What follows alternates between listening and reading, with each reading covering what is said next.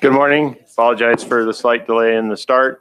I believe I might have a roll call first. Yes, Mr. Chair. Chair Benton, Here. Vice Chair Boygan, Here. Vice Chair Holton,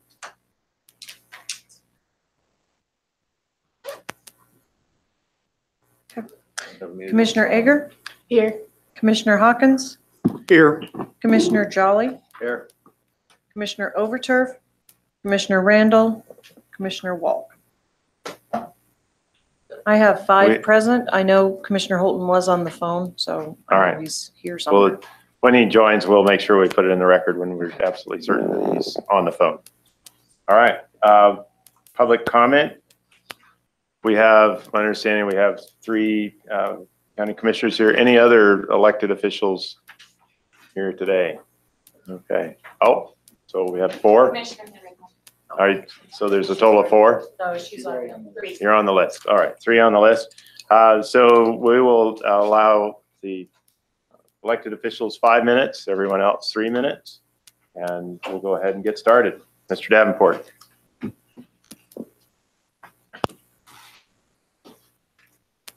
Commissioner Steve Odesorio, Commissioner Eva Henry, and Commissioner Tedesco.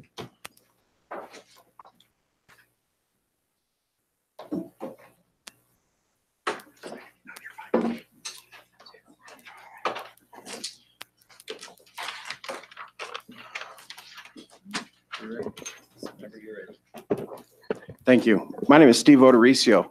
I'm one of the Adams County Commissioners, and I'm proud to represent over 500,000 people of Adams County. I want to thank the folks here, both the people in the audience as well as the board members on the commission, for taking time to listen to us. The concern that I'm going to discuss today is the triggers for a large urban mitigation area.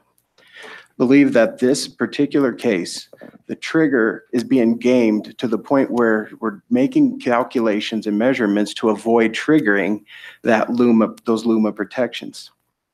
Oil and gas location is specifically defined and shall mean a definable area where an operator has disturbed or intends to disturb the land surface in order to locate oil and gas facilities. In this case, my concern is that the disturbed area needs to include access roads. Without those access roads, you don't have the development. And when you put those access roads along or close to the homes of people, it's exactly the intention of what these rules and protections are designed to do, is to address those types of impacts. My concern specifically is that when you allow them not to include disturbed areas in the calculations, you allow the LUMA not to be triggered. And that's important for 2 reasons. First of all, the LUMA requires, once a LUMA is triggered, it requires an alternative site analysis. And in this case, an alternative site analysis is important. What is the whole point of requiring an alternate site analysis if it's not to address issues like this very case? Second, there's also an as far as possible standard that is triggered when there's a LUMA.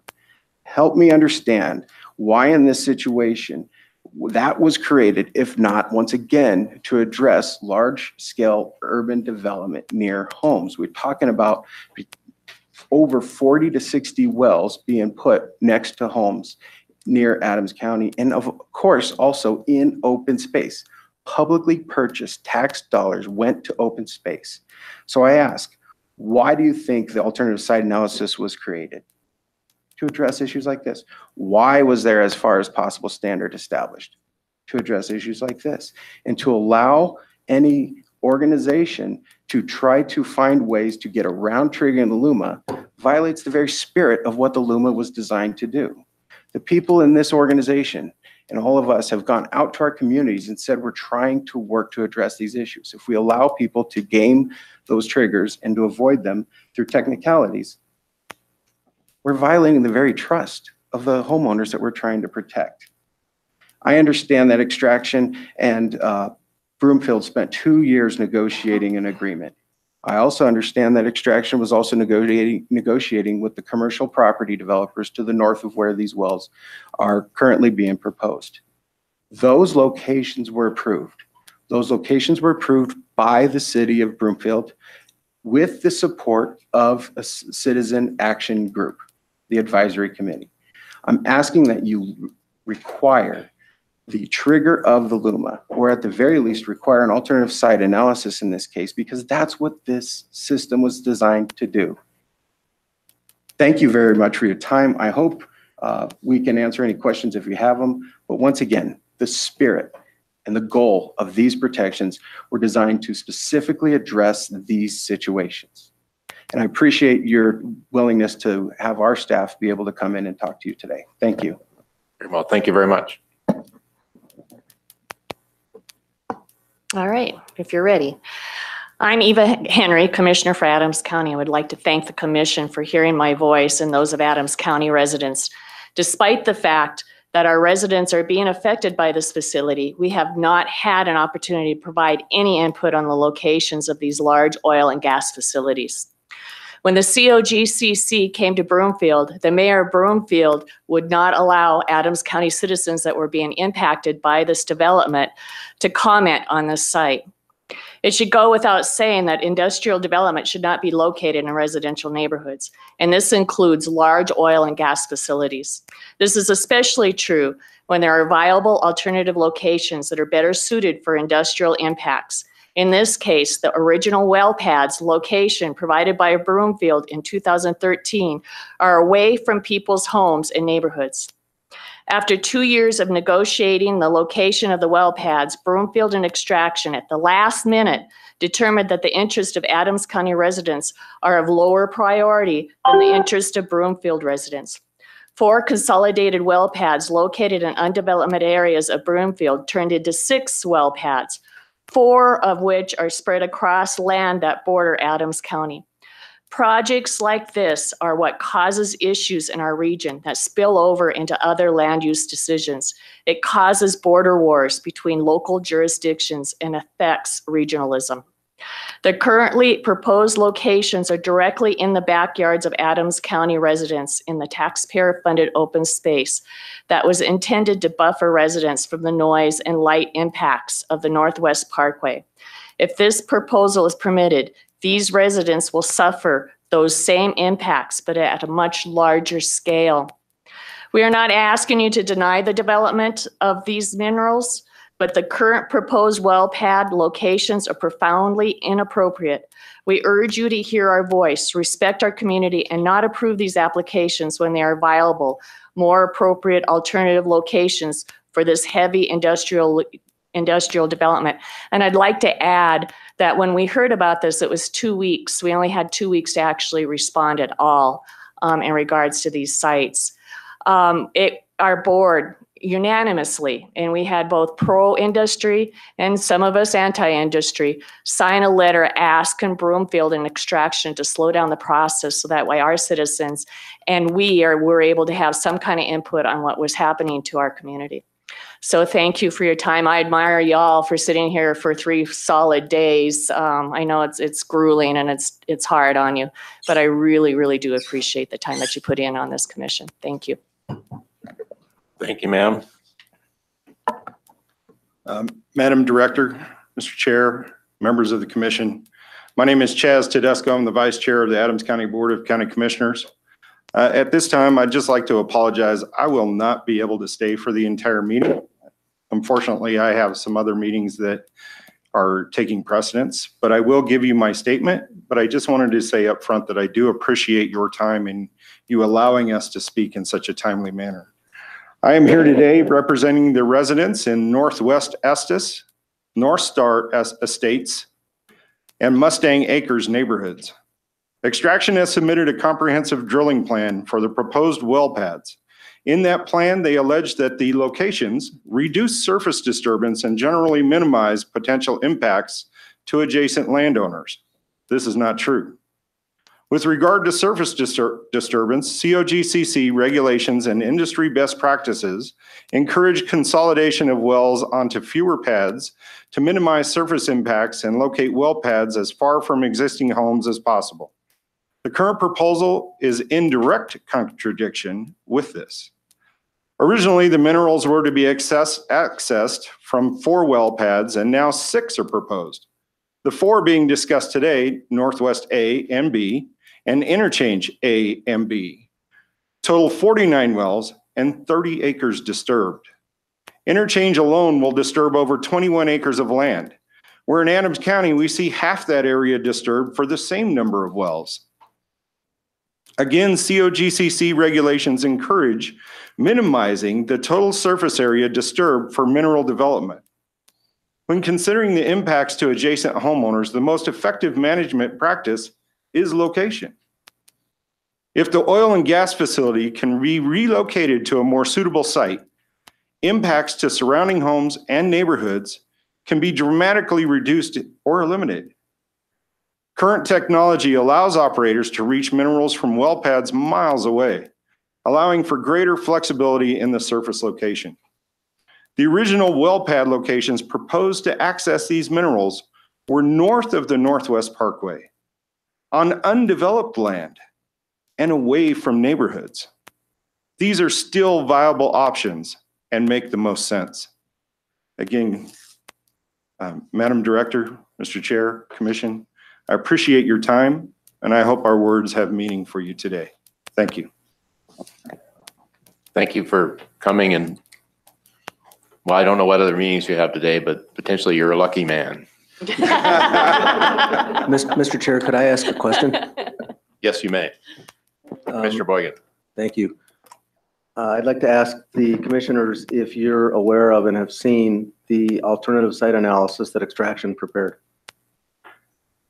which they submitted to us. What we were able to look at, what I've seen, are the alternative sites that were actually identified by Broomfield and its advisory board, saying that which sites were approved.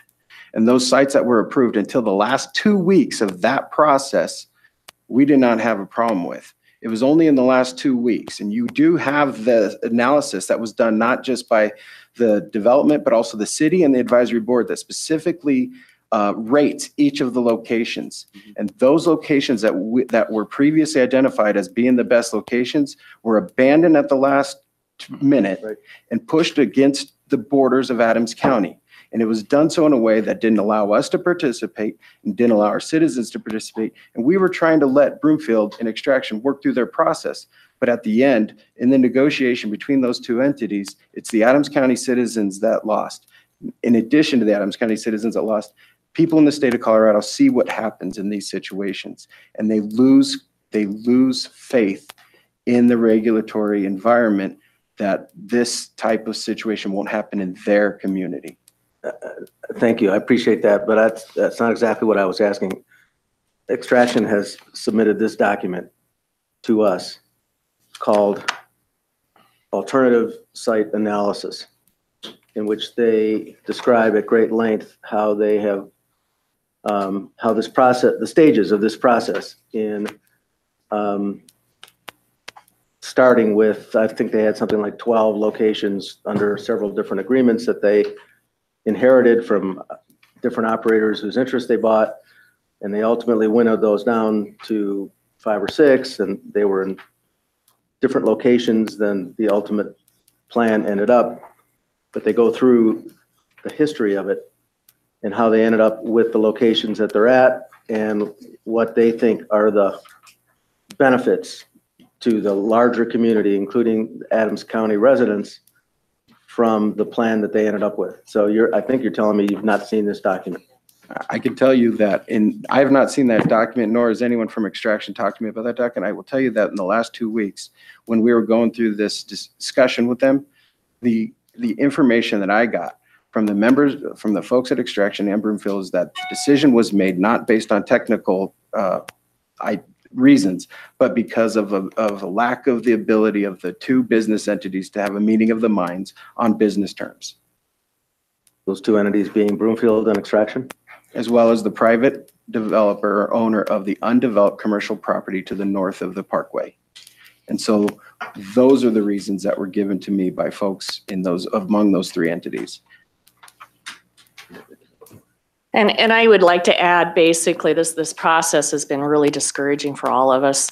When we first asked Extraction why they had changed their site at the last minute, and they were told that the task force wanted them to. So then when we approached the task force with extraction there, then all of a sudden the story changed to where it was the city that wanted them to change it.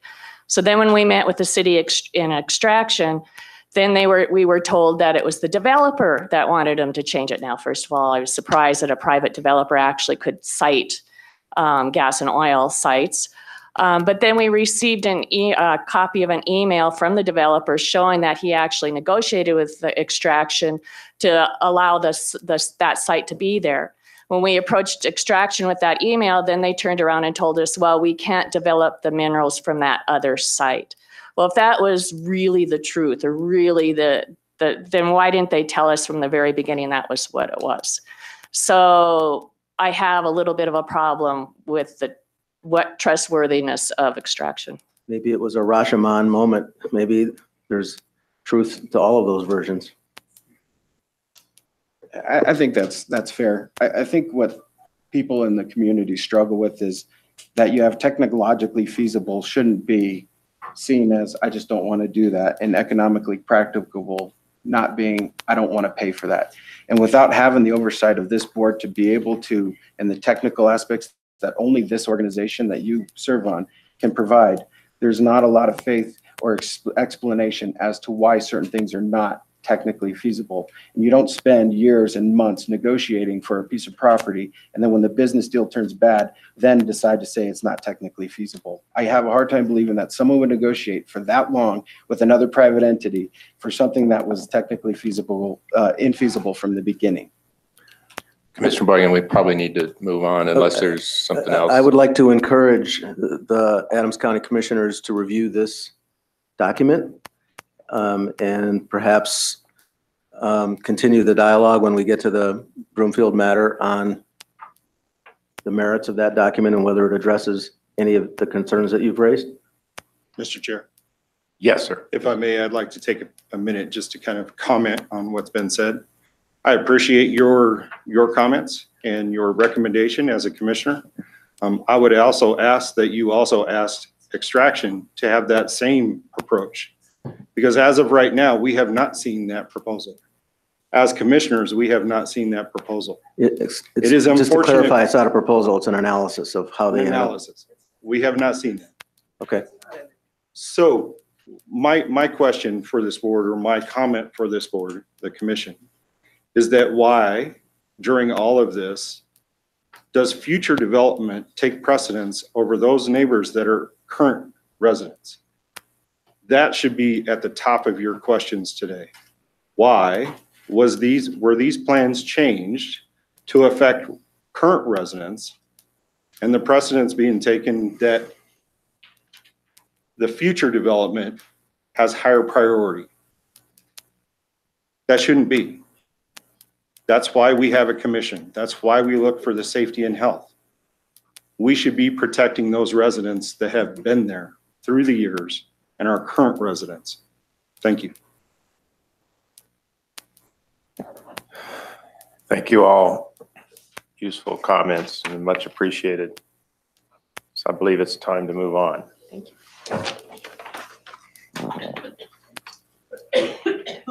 Jackie Kowalski, Jennifer Gamble, Barbara Binder.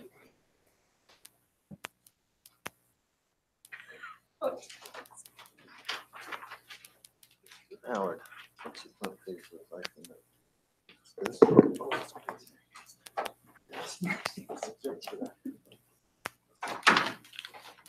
Good morning. My name is Jennifer Gamble, and I'm the president of Adams County Communities for Drilling Accountability Now. ACTAN submitted a Form 510, which should be in your packets. First, I wanted to clarify one thing. The document that was just referred to as an alternate site analysis is not actually an alternate site analysis. There's no table of sites weighing the positives and negatives of each of the sites or any of that. And the current site locations were not included in that analysis or in the analysis conducted by the Broomfield Task Force.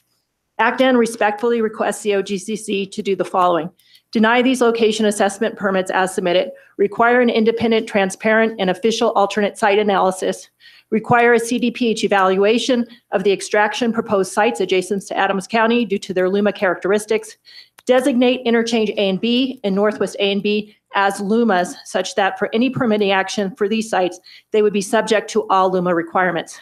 Modify COGCC regulations to give adjacent local jurisdictions standing in COGCC proceedings to avoid future situations in which a local government endeavors to site oil and gas locations as far as possible from their own residents while putting them literally in the backyards of another's. I will focus on the COGCC rules regarding oil and gas location in disturbed area as it pertains to LUMA designation. Per COGCC's legal definition, an oil and gas location shall mean a definable area where an operator has disturbed or intends to disturb the land surface in order to locate an oil and gas facility. That is the only definition. There is no further elaboration or delineation in the written regulations. The rules also refer to receding the disturbed area, which would indicate the disturbed area is any area that the ground is disturbed, including the access road. The 1.5 mile access road that extraction intends to create for its interchange and northwest pads will disturb the land surface and is being created for the sole purpose of oil and gas development. The extraction permit application for its proposed United pad clearly, and you have a map of that in what I provided as a handout earlier, clearly includes the full access road. So for the United pad, they included the full access road as part of the disturbed area. However, the applications for the interchange and northwest pads do not include the access road. The access road must be included in the disturbed area for these pad locations. The operator cannot pick and choose when to include this type of thing. It always has to be included. And the unprecedented length of the access road through open space and past dozens of homes is truly disturbing. The access road is created solely for the development of oil and gas. 2 key points. With the access road included in the disturbed area, then the northwest and interchange pad locations would become LUMAs with all applicable requirements. Please require the access road to be included in the disturbed area. Northwest A and B should be considered a single pad. Extraction has divided it into 2 pads to skirt local and state regulations. Operators cannot redefine their pads simply to avoid regulations. Northwest A and B are 1 pad. Extraction is processing interchange at A and B as a single pad, but creatively elected not to do so for the Northwest location. Again, the operator is picking and choosing in a way that is not in the best interest of the community and that makes a mockery of local government and COGCC regulations. We urge you to deny these permits, and if not, then at a minimum to include the access road in the disturbed area. Thank you. Thank you, ma'am. That was mighty fast talking there. Yeah, give us more time in general. We could have a conversation. No, that was great. Thank you. You have a copy in your handout. Thank you. Yes. My name is Jackie Kowalski. I live in Wadley Farms in unincorporated Adams County. And along with many of you on this commission, I participated in the rulemaking hearing that concluded in January of 2016 with the definition of LUMA and several requirements for greater notification. One of the many recommendations that came from urbanized counties and cities and was ultimately rejected by the commission was a requirement to include adjacent jurisdictions in the siting of large facilities near borderlines. We're here today as a direct result of that decision. It was wrong to reject the notion that the public would benefit from a requirement to collaborate then, and it will be wrong again if you approve the very permits that represent all that goes wrong when adjacent jurisdictions don't collaborate. Ultimately, it is not the commission, the county staff, or the local officials who pay the price. It's the people who value their communities that suffer the consequences of your decisions. Arguably, the worst impacts from this large facility is the long access road Jennifer mentioned. The access road extraction is using to create a hole in the regs big enough to fit a LUMA through. Roughly 25 properties have direct line of sight to the road, which will bring tens of thousands of large trucks less than 300 feet from 2 of these homes and less than 600 feet from a dozen homes. And as if the noise, lights, diesel fumes, and dust from the trucks used to drill and complete the 49 wells was not enough, Extraction and Broomfield devised a plan to bring all the traffic from the 16 wells on the United pad north of the parkway to bring them south into this community as well. These Adams County homeowners and their families will bear all the traffic impacts from 65 wells so that Broomfield residents will not experience them. There are no conditions of approval on these permits and no specific mitigation measures to shield residents from the nuisance and dangers of these vehicles. In fact, the 4 access points in the sound wall on the interchange pad ensure that these residents will experience the full effect of the 24/7 lights, noise, and dust from the fracking operations themselves. I recognize the planned pipelines reduce the volume of trucks, but the remaining number of trucks will be devastating to the quality of life in this community. And given the current state of dysfunction in the Broomfield Extraction Partnership, I question whether the necessary permits and rights of ways for a pipeline will materialize. Even if they do, the permits do not address the very real and disturbing impacts that a road that exists for the sole purpose of locating a large oil and gas facility. With the apparent consent of COGCC staff, extraction is completely bypassing the LUMA discussions and definitions in creating sites that are not consolidated, not as far from homes as possible, and not using the simplest of BMPs to protect homeowners. The simple BMP would be to locate the access road north of the well pads, nearer to the parkway and away from homes. You, the commissioner, set the expectations for staff and operators. If you approve of these permits, you will set a new low for what is acceptable. On the other hand, you could raise the bar for expectations on how oil and gas operators behave in the urban drilling interface. Extraction has already said they can harvest these minerals from multiple different sites. Deny these location applications because they are bad sites. No one will be denied access to their minerals. Thank you. Thank you, ma'am. Ready? Hi, my name is Barbara Bender. I live in unincorporated Adams County, just south of the Northwest pads and west of the interchange pads. I worked all night so that I could take off from work today and be here and speak to you. I represent myself and many of my neighbors who are unable to be here today. On your webpage, you state that you seek to serve, solicit participation from, and maintain working relationships with all those having an interest in Colorado's oil and gas natural resources. Well, I have an interest in Colorado's oil and gas. I own mineral rights. I am an impacted homeowner, and yet I have not had the ability to have my voice heard. This is an end-to-end flawed process. With the shift from the small, single vertical drilling to industrial scale, multi-well, multi-pad installations, your commission has not kept up with the new challenges that has introduced. If you had, we wouldn't be here today. The current process is not adequate. We were blindsided as the original plan unveiled in February 2017 was changed weeks before your October 31st hearings last year. The pads were shoved up against the Adams County border, closer to residents, and with no input from the most impacted residents. That flies in the face of your guidance, which encourages consolidation of pads as far from neighborhoods as possible. Once our community was aware of what was happening, we were shut down even further. The October 12th meeting that was referenced by the commissioners earlier, Adams County was not allowed to speak. Yet 3/4 of these wells are being placed closest to Adams County, existing Adams County residents. To support these new locations, that 1.5-mile industrial haul road, I refuse to call it an access road. It is an industrial haul road that is built solely for the purpose of these pads. Thousands of truck trips will result in dust, noise, lights, you name it. It's going to be a nightmare where I live. And yet there are no measures in the Form 2As that really address these. The measures that are in there are completely inadequate from us as people who live right next to this. Again, your rules have not kept up. The road will run within 300 feet and closer to backyards of people whose children play in these yards. They also have barns and livestock. They're going to be impacted by this industrial haul road. The impact of an unprecedented 1.5-mile industrial haul road and thousands of diesel truck trips in close proximity to where children play is just unacceptable. A process that allows one community to control all of the actions and information that hugely impacts another community without even communicating with that other community is unacceptable.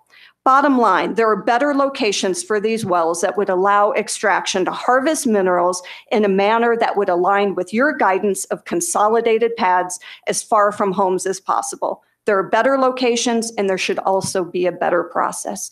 Thank you. Thank you, ma'am. Kathy Swan Bogard, Pam Wanick, and Gary Joyner.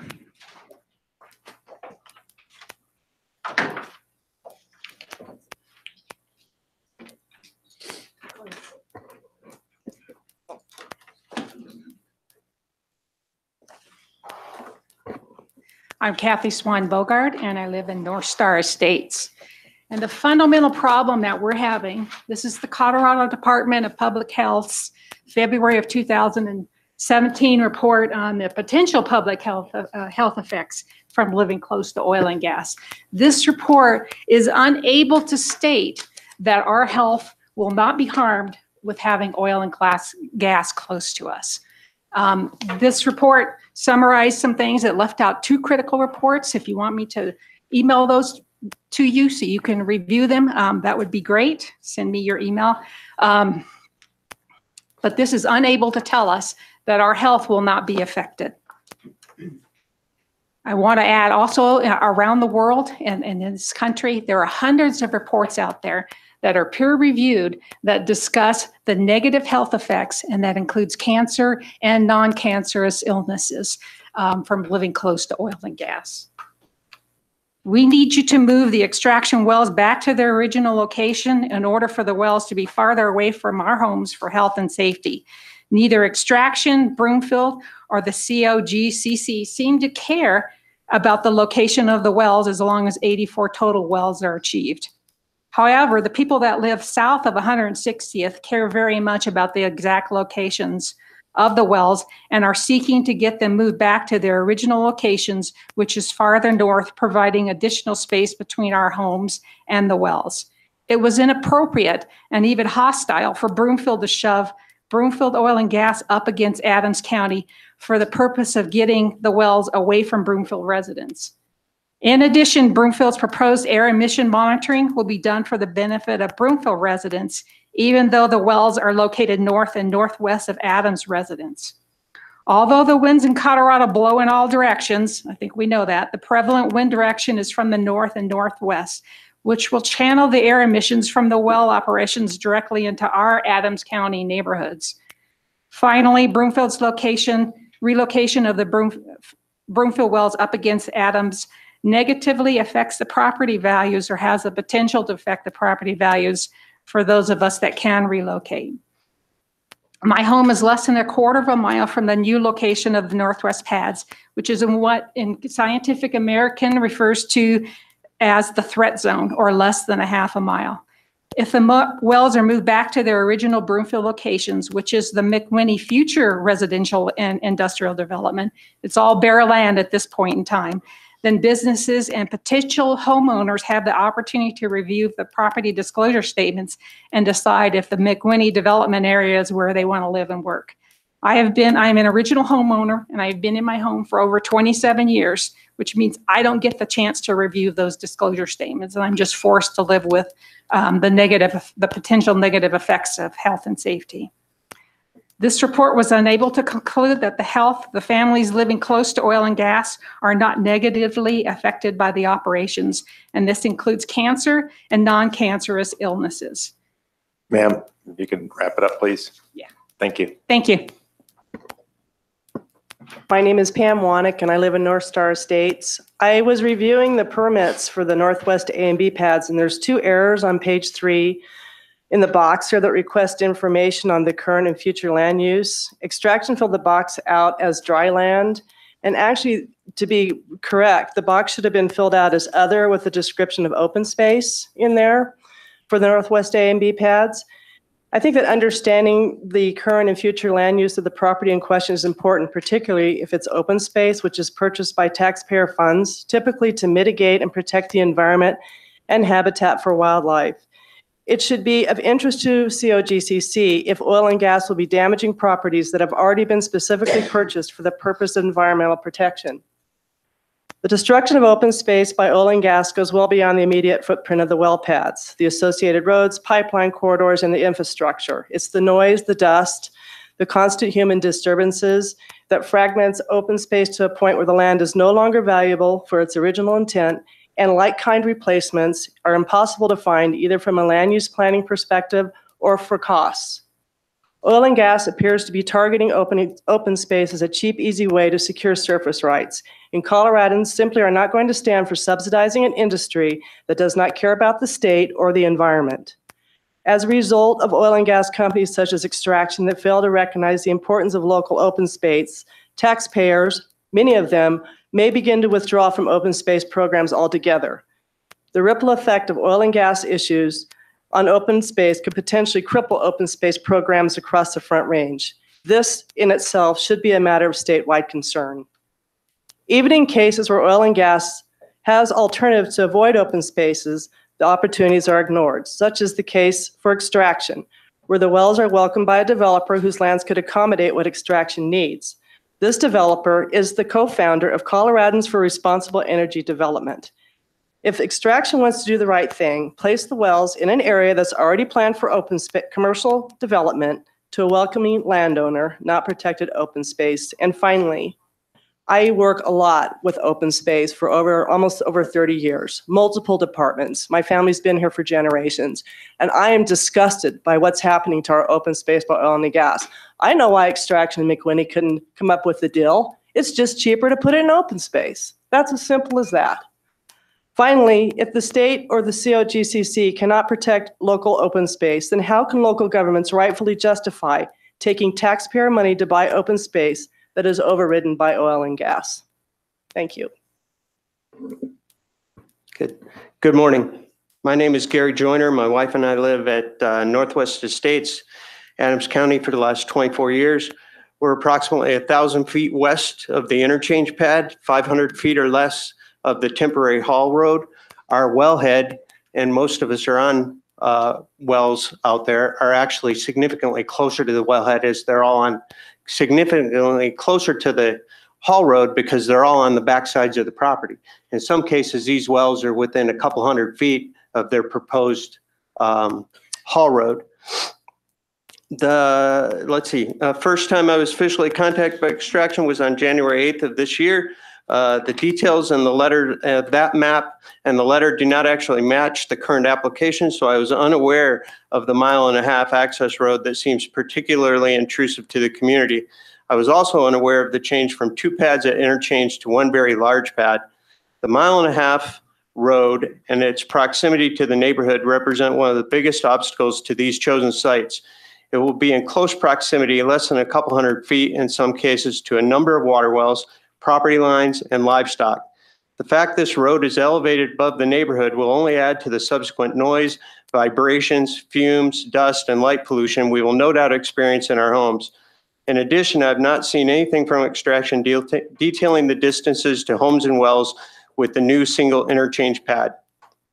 Since the barrier wall proposed has 4 large openings directly facing the neighborhood, it seems highly likely that it will be minimally effective at reducing the associated noise, dust, and fumes. I'm concerned that by trying to shoehorn these sites between 2 major highways, one being I-25, which is in serious need of expansion, and the other being E-470, I'm concerned that is making compromise to their best practices.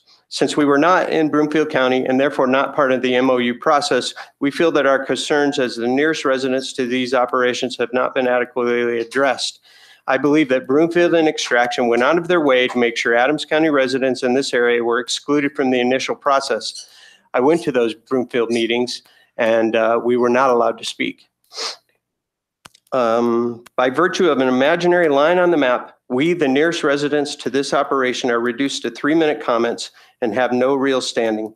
Let me conclude by saying that I've personally spoken to Chandler Newhall, the senior project manager for this site, and I'm not opposed to us claiming the natural resources that this site would claim. What I am opposed to is a process where the most impacted residents, the ones with the most skin in the game, have the least standing. I don't believe that this board should be concerned with county lines. This board should be concerned with citizens of the state of Colorado. And I encourage you to look at alternate sites for these operations. Thank you.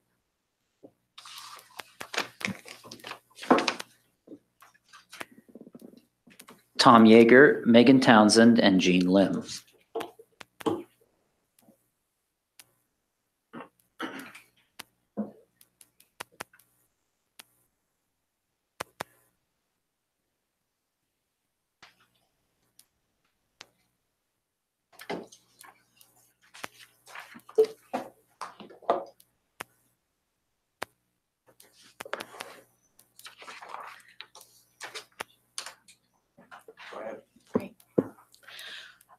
Good morning. My name is Megan Townsend, and I am an unincorporated Adams County resident, 1,001 feet from one of the interchange pads.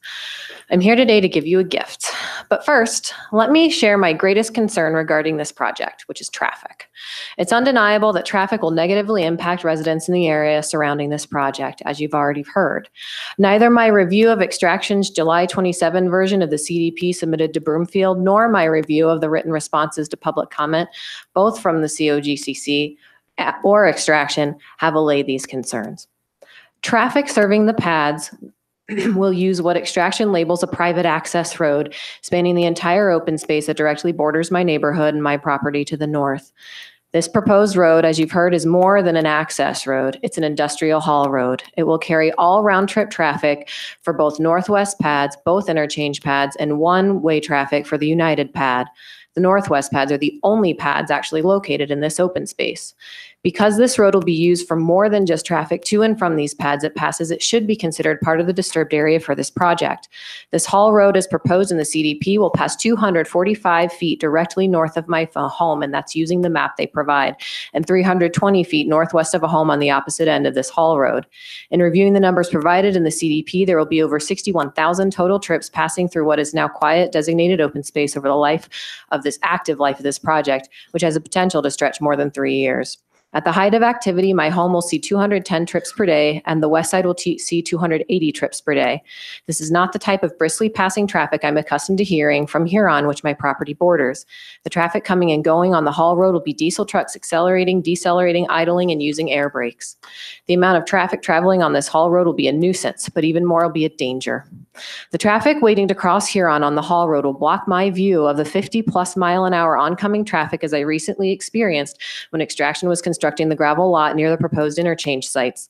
The truck stage on the west shoulder of the road where the proposed Huron crossing will be completely blocked my view of oncoming traffic, creating a dangerous situation for me and my children who are also in the car. There are better sites for these well pads. Extraction's response to public comment included a list of benefits to ADCO residents, none of which are valid. They state current sites are the best sites because they have the greatest setback from any building structure. This is untrue, as the original plans published on their website as accessed in October 2017 were for wells 1,300 to 1,800 feet from the nearest residential structures. Here comes the gift. Additionally, COGCC has determined that the proposed interchange A and B pad location is in compliance with 603 and 605 series setback rules. But these locations are not in compliance with Rule 604C 1E multi-well pads. And I think you've already heard this about technologically feasible and economically practicable, which we know are possible. So I'm going to skip that, but that they should be as far as possible from building units. The current proposed plan does not accomplish this. I'm almost done. The gift is you can use your regulation to legally deny these applications and require Extraction to review those alternatives, including their previously chosen ideal site. Final ask is that if you indeed approve these permits, please consider a stipulation in which the majority of the traffic is routed on existing roads and not on the haul road through open space. Thank you for the extra time. Thank you, ma'am. What I noted at my name is Jean Lim, and I live in Broomfield. What I noted at yesterday's hearings containing Boulder and Broomfield County protests was also articulated by many commissioners as a recurring theme.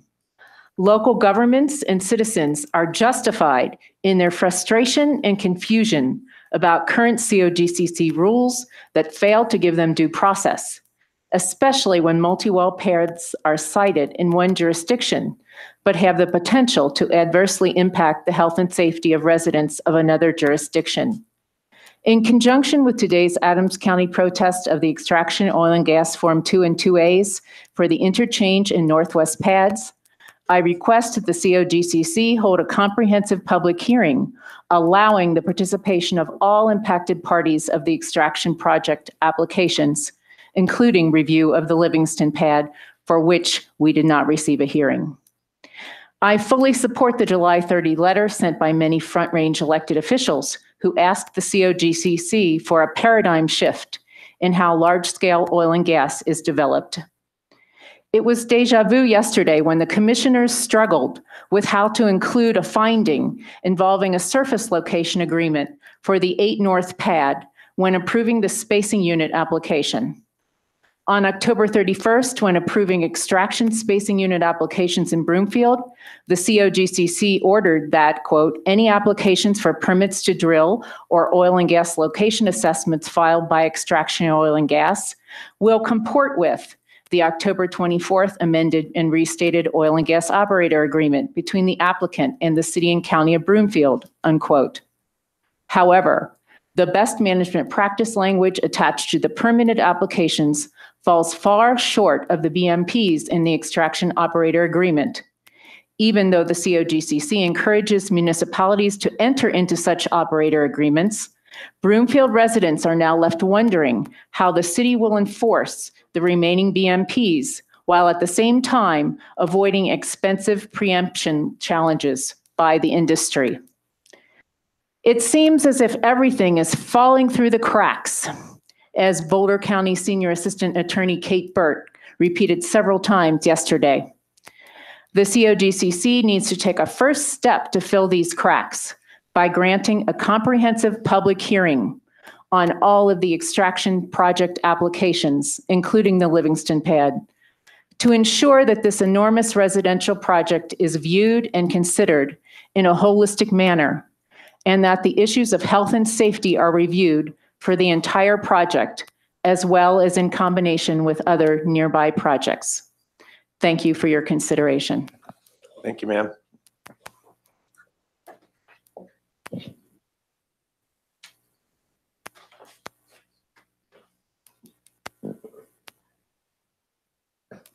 Mr. Yeager, Tom Yeager, Chris Franklin, Kristen Logan, and John Dulles.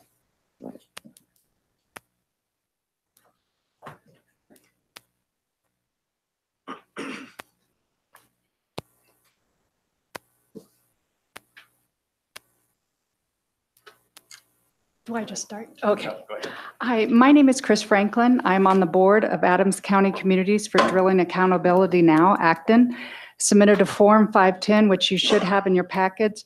I am a Broomfield County resident. I did own, property in Adams County, was building my dream home, completed it, and since have sold it because it's right up against the wells and was concerned about that.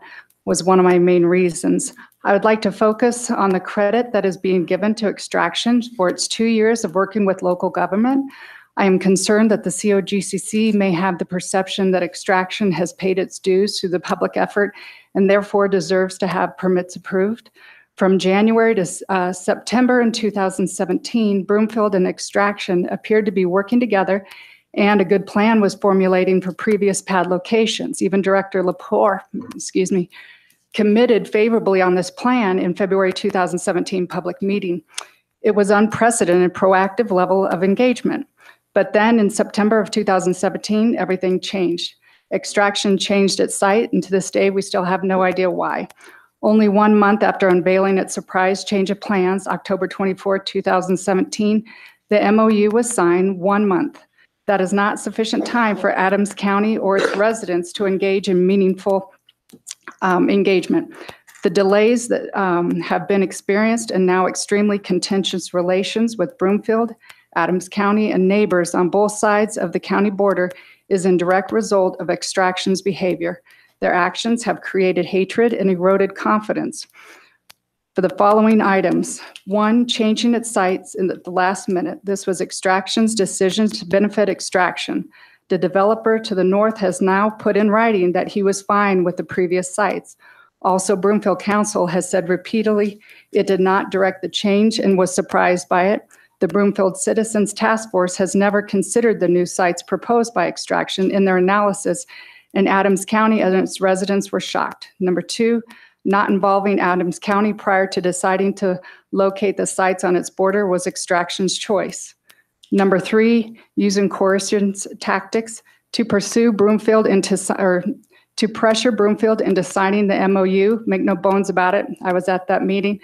That documents was signed in duress. Extraction threatened tanks, trucks, and fences if Broomfield did not sign the deadline. Extraction's tank, trucks, and fences mantra is a direct affront to the COGCC and its regulations. And now the MOU is being contested by both Extraction and Broomfield.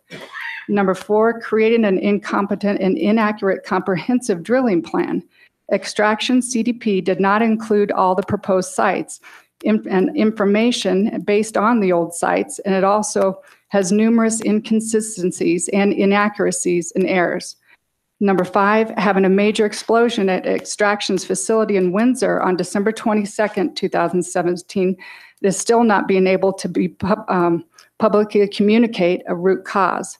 Bottom line is Broomfield, Adams County, and the residents now have no confidence in Extraction's ability to safely develop oil and gas. You may give Extraction credit for having to work 2 years with the community on this project, but we don't. Since September 2017, Extraction's made its bed. The delays can be directly attributed to Extraction's actions, so please do not let their selfless commitment to public involvement be a factor in your decision today. Thank you. Thank you, ma'am.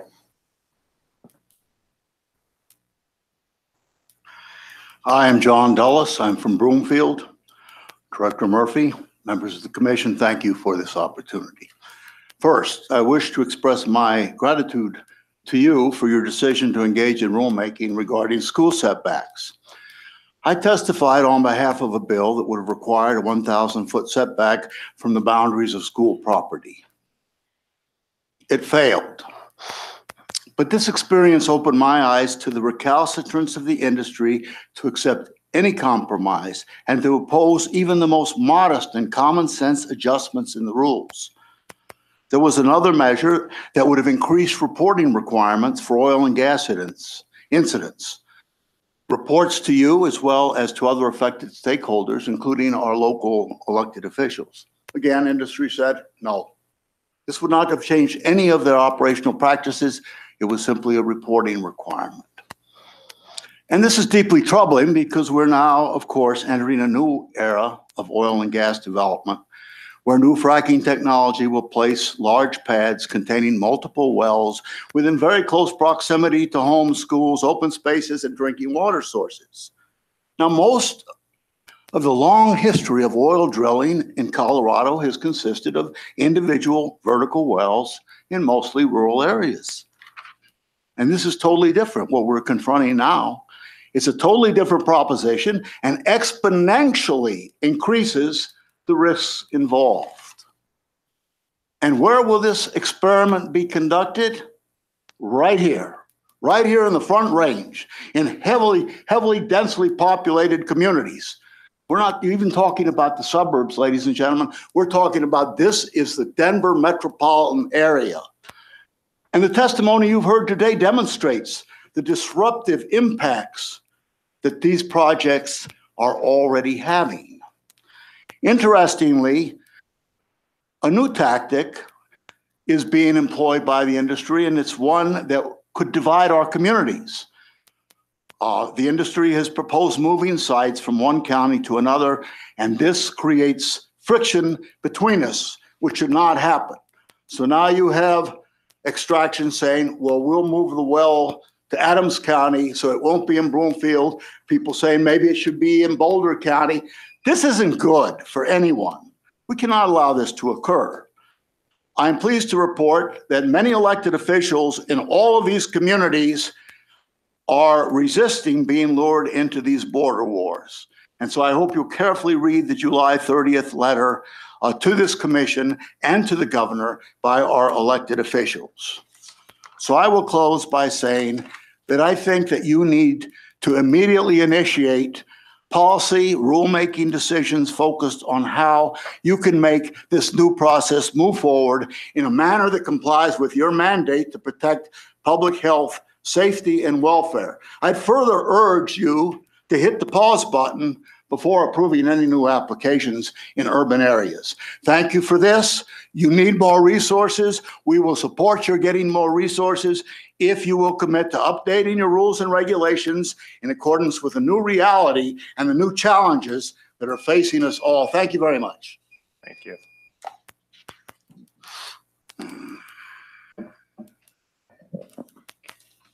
Kristen Logan. Lizzie Lario, Jay Johnston, and Nicole Clark.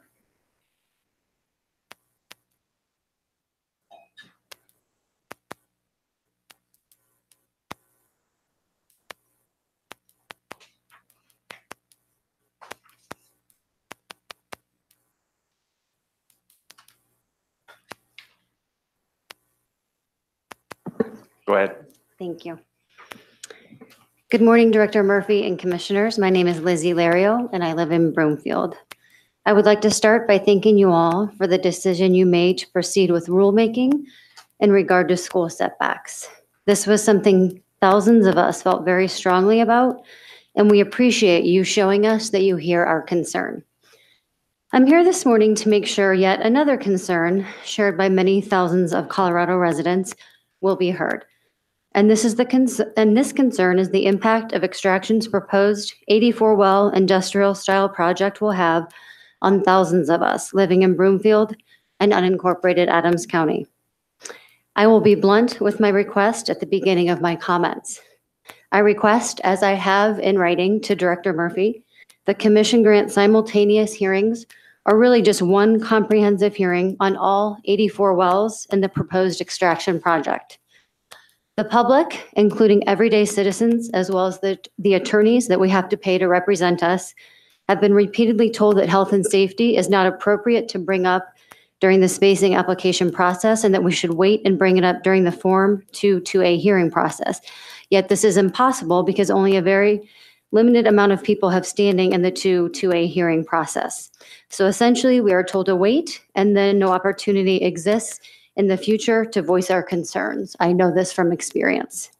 Some of us witnessed this exact occurrence right here in this room yesterday. We are essentially shut out.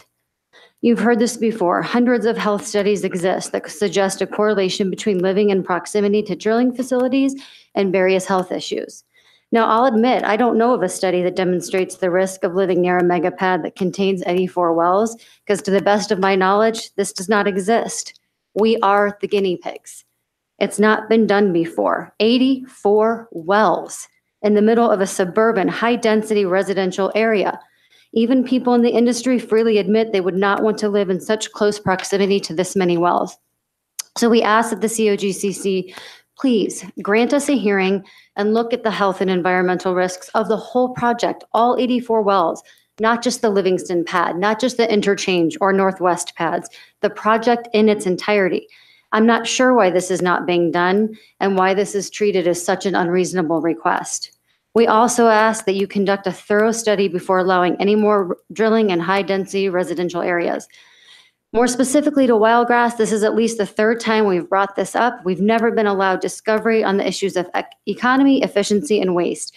As you heard yesterday, Hearing Officer Rouse denied discovery to the city of Broomfield. Wildgrass actually filed a protest due to lack of discovery, and as I said, I have asked for this in writing multiple times. We're not making an unreasonable request when you consider hundreds of Wildgrass residents' minerals are going to be force pooled, and these people will be paying for the cost of this project, both as penalty and as working interest owners. Ma'am. I conclude my statement with the same request. Please grant the citizens of Broomfield and unincorporated Adams County a comprehensive hearing that considers all 84 wells together. Thank you. Thank you. Thank you for the opportunity to talk. My name is Joanne Johnston. I live in North Star Estates. I just really have a question.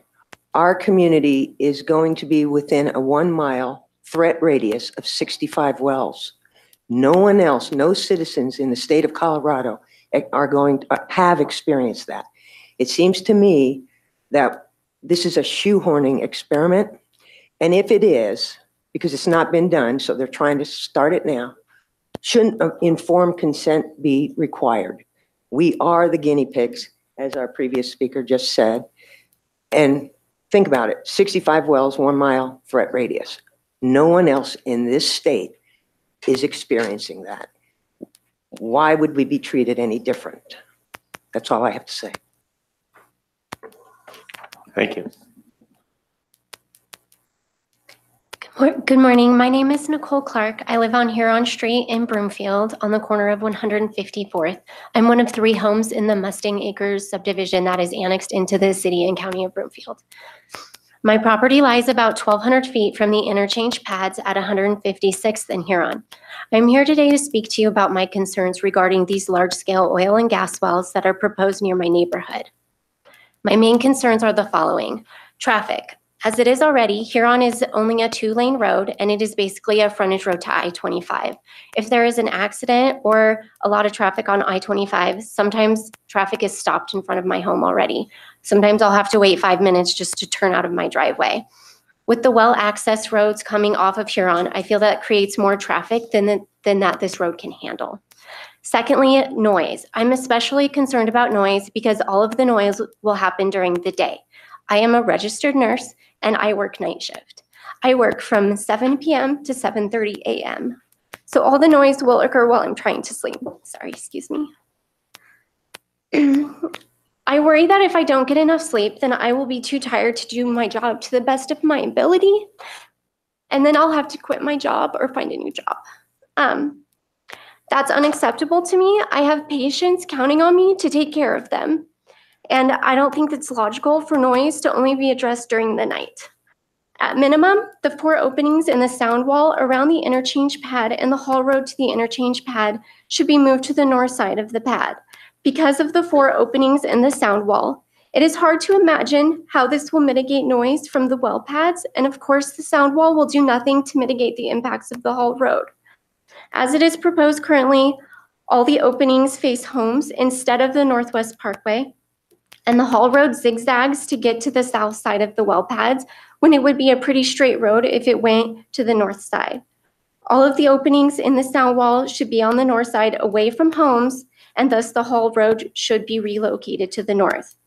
Better yet, move the wells north of the Northwest Parkway, where they were originally supposed to go. In Broomfield's comprehensive plan, they have plans for Huron to be redone and widened on the north side of the Northwest Parkway, which will be able to better accommodate all of the truck traffic. Thank you. Thank you, ma'am.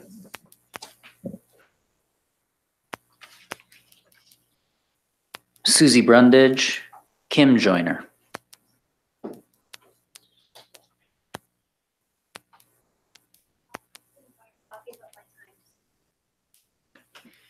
Thank you, Ms. Ryder. Commissioners, I don't have anyone else on the sign-up list. I don't know if we've got more back there. Has anybody? So, Ms. Joyner, if you want to speak, you're certainly welcome to come up and say something. Well, thank you. Most of my concerns have been addressed by the neighborhood. All right, so thank you for saying that. We appreciate that. Is there anyone else? You have a bit of time. If there's someone else that would like to come up and speak, that would be fine.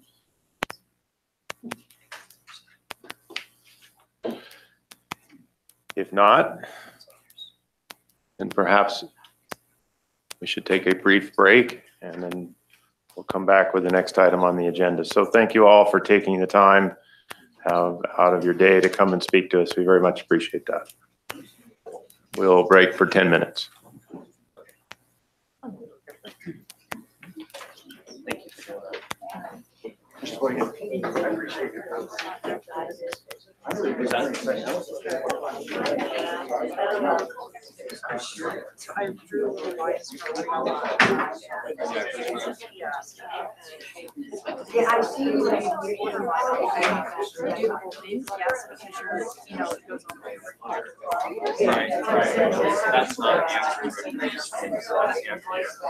Yeah, but it still comes across.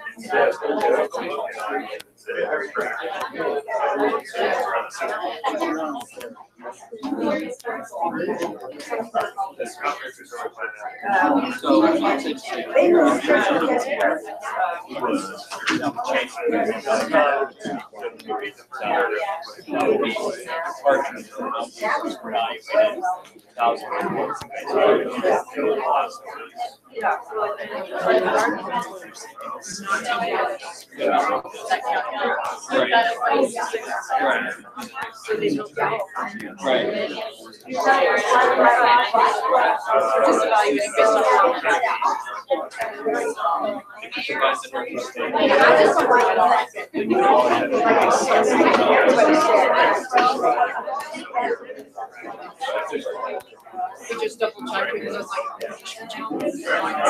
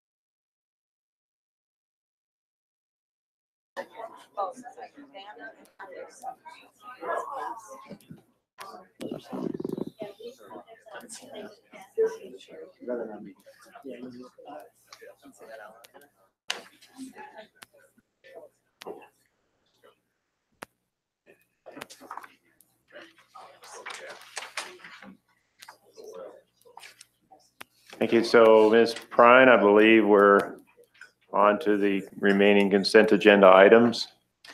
Yes, Mr. Chair, and I have two issues to bring to your attention. In Group Q, you have a docket number 180700500. There was a typo in the notice that went out and also on our original agenda. I need to make sure that the range is corrected. It should be 66. If you have 68, that is the wrong spot. Also, a reminder that Group R was added yesterday. Those are two Sandridge applications that didn't make it to your original consent agenda, but were added late. Okay.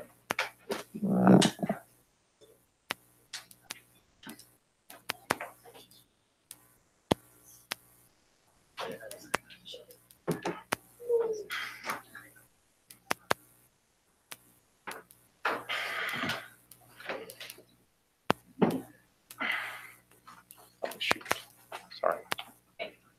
All right, I will start with, as usual, any potential conflicts of interest with respect to the consent agenda items for the directors that we need. Consent agenda? Yes, we are. Mr. Chair. Yes. I will make the same comment that I routinely make with respect to the consent agenda items. In the past, I have done work for extraction. I am now adverse to extraction on several matters. I don't think that either status compromises my ability to be impartial, and I don't intend to recuse myself on the consent agenda items unless the commissioners feel otherwise. Commissioners, any concerns? Very well. Commissioner Holton, are you on the line?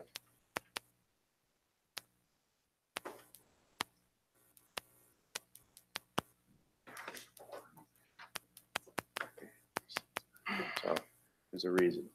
Okay, so with respect to Group H, there are some CARIS matters on Group H. As you all know, I'm an employee of CARIS and therefore will need to recuse myself from those. So would ask your pleasure in separating those items out before we vote on the balance of the consent agenda items.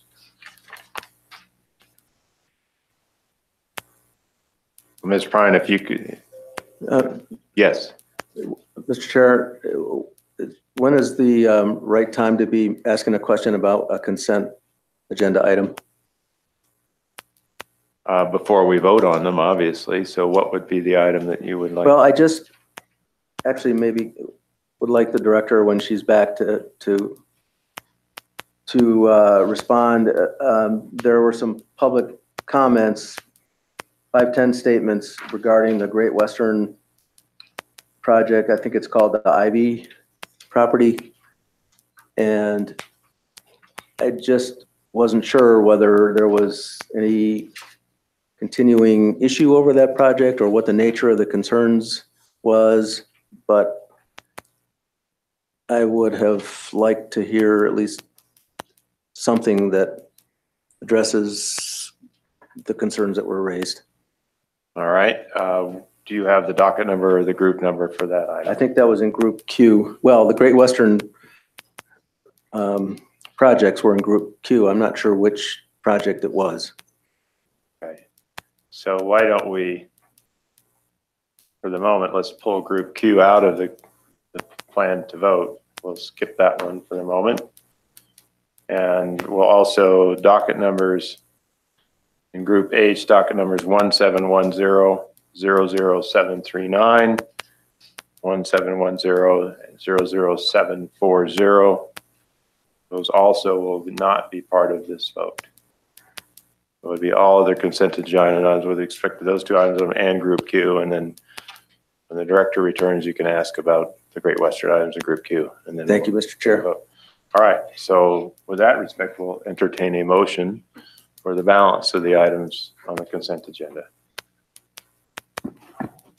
Mr. Chairman, I'd like to move that we approve the consent agenda items with the exceptions of the two dockets that you pointed out in Group H and excluding Group Q.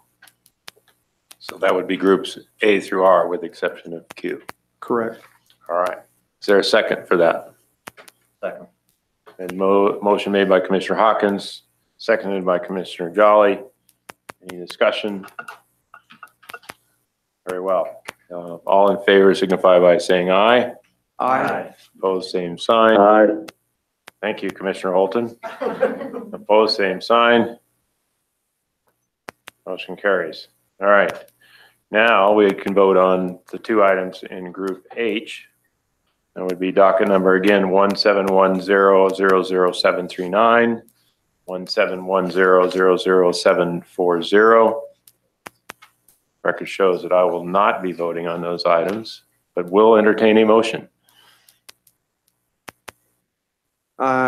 Move that we approve the two docket items in Group H, 171000739 and 740. Very well. Moving. Is there a second? Second. Okay. Again, motion made by Commissioner Hawkins, seconded by Commissioner Jolly. Any discussion? All in favor of approving those two items signify by saying aye. Aye. Opposed, same. Thank you again, Commissioner Holton. Opposed, same sign. Opposed, carry. At this point, we're going to wait on the director to return to discuss item Q. I wonder if that was should we go to the enforcement items? Thank you. That was a good idea. I appreciate that. So let's go ahead and move on to the enforcement items. Again, a request, are there any potential conflicts of interest with the enforcement items? Mr. Chair, Yes, Commissioner. I just Anderson. want to disclose that I have done work for Hillcorp Energy in the past. I currently do work for them. It's not in this region and doesn't have anything to do with this case. So I believe I can remain impartial, but if anyone else feels that I should accuse myself, I'll hear that. Do not have an issue. So let's move forward with Commissioner Hawkins. You know, it would This be, is my new role. I would in the encourage commission. some of the other commissioners to help Mr. Hawkins out here. So good at Commissioner it. Hawkins. Sorry, Mr. Chair, are you planning on moving all the enforcement items as a group? Yes. Okay, I do have comments on I have on at a least question. two of the. You have a question also. You have questions on them? Yes. Very well. So why don't, since it's a couple, why don't we go ahead and proceed with questions and see if we can get to a point of voting on them as a group after your questions are answered. Go first. Do we need staff up here? Yes. Yeah. For sure. Okay, we'll start with Commissioner Walk. I just had a question on 180300017 on Crestone Peak Resources, an explanation of the penalty amount, given the nature of the violation.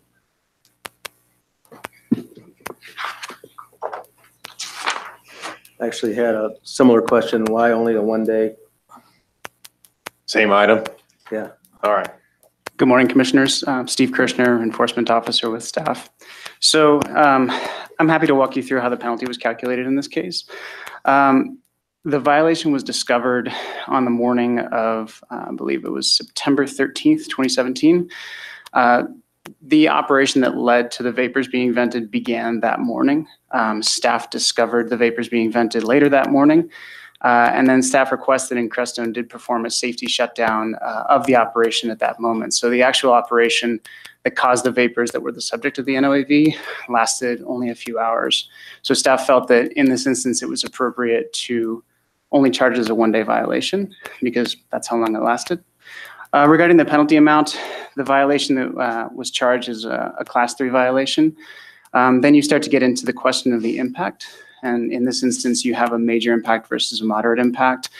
The rules require us to classify a violation as a moderate where there's a threat of significant adverse impact. In this instance, staff wasn't able to classify the violation as a major because we have no evidence that there were any actual adverse impacts. Nobody came forward to allege any actual adverse impacts from the violation. So in this instance, staff felt it was more appropriate to charge it as a moderate. And my understanding was, oh, I'm sorry, Mr. Chair. Oh, go ahead, Commissioner Walk, sorry.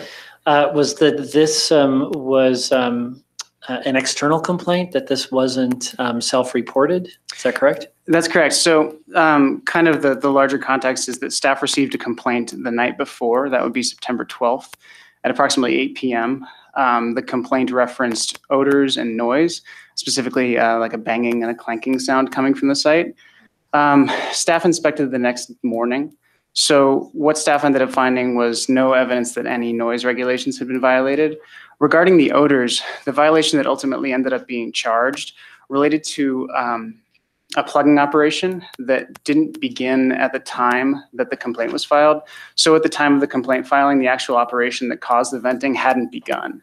So staff wasn't able to determine that any actual violations occurred at the time of the complaint.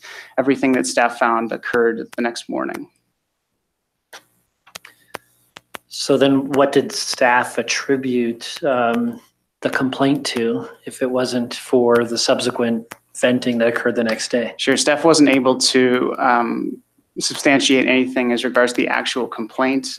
We weren't there that night, so staff wasn't able to find any evidence that anything was going on that particular night. Everything we found was a result of the operations that began the next morning. So why wasn't then it presumed that the violation occurred on the 12th as well as on the 13th? Because the operation hadn't begun yet. The operation led, basically what occurred, and we have technical staff that can probably explain this a little bit better than I can, but I'll give it a go. They were pumping water into the well and then flowing that water back. And as a result of that, a certain amount of hydrocarbons were included in that water. That operation didn't begin at the time of the complaint. It hadn't begun until the next morning. So at the time the complaint was filed, there was nothing flowing back from the well. Okay, then I'm going to ask one more time, what then, maybe technical staff can answer this, Sure. What then did technical staff attribute the odor and the noise to from the night before when the complaint was made? Sure, I'd ask Mike Leonard to come up and address this as well. Oops. So Mike Leonard, Community Relations Manager. The day prior to the finding of the vapor, they had mobilized in the rig and were rigging the rig up and preparing for the operations. So the noise would have been the operation of rigging the rig up. Odors, potentially could have been diesel fumes from the rig engine or what, but we found no evidence of gas being vented from the well the day prior.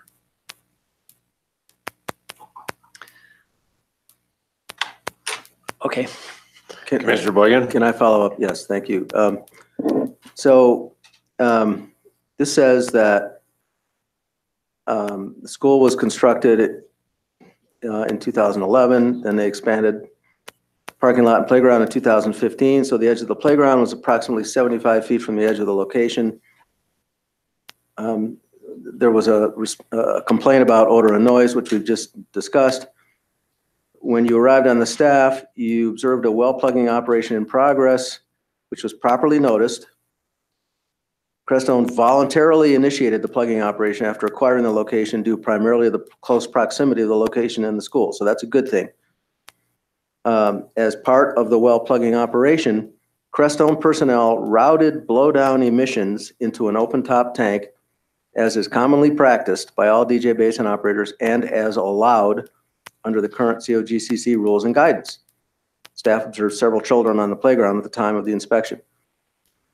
But then using the IR camera, staff observed vapors venting. So I'm assuming it was the vapors that were the source of the violation. even though apparently the procedure itself was permissible under our rules.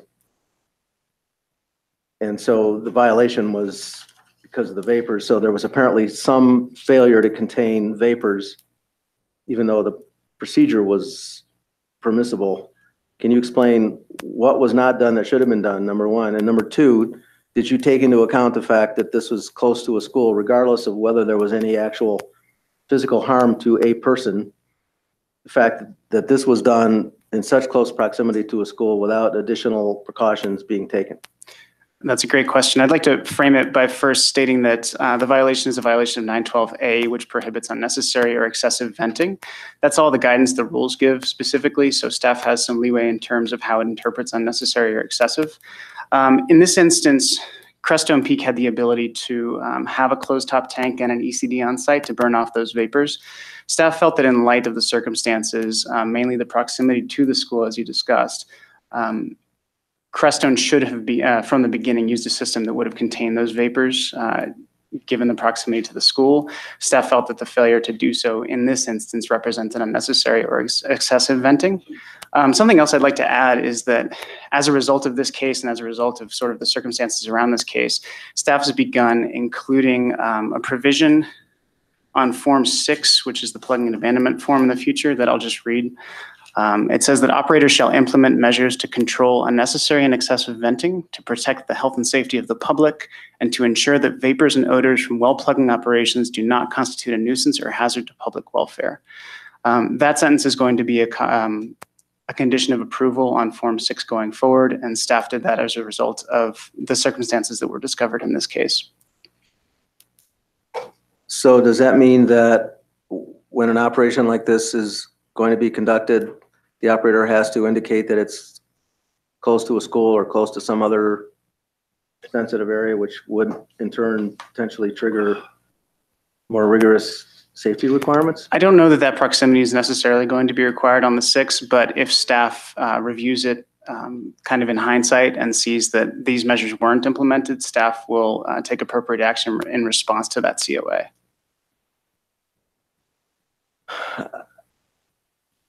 I'm sorry, that doesn't give me a lot of comfort. On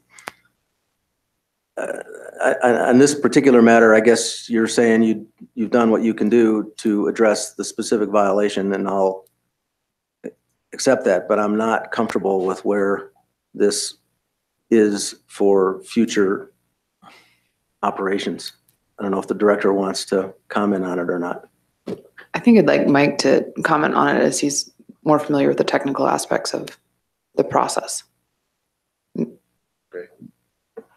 So your uncomfortability is, are you talking about a specific distance or?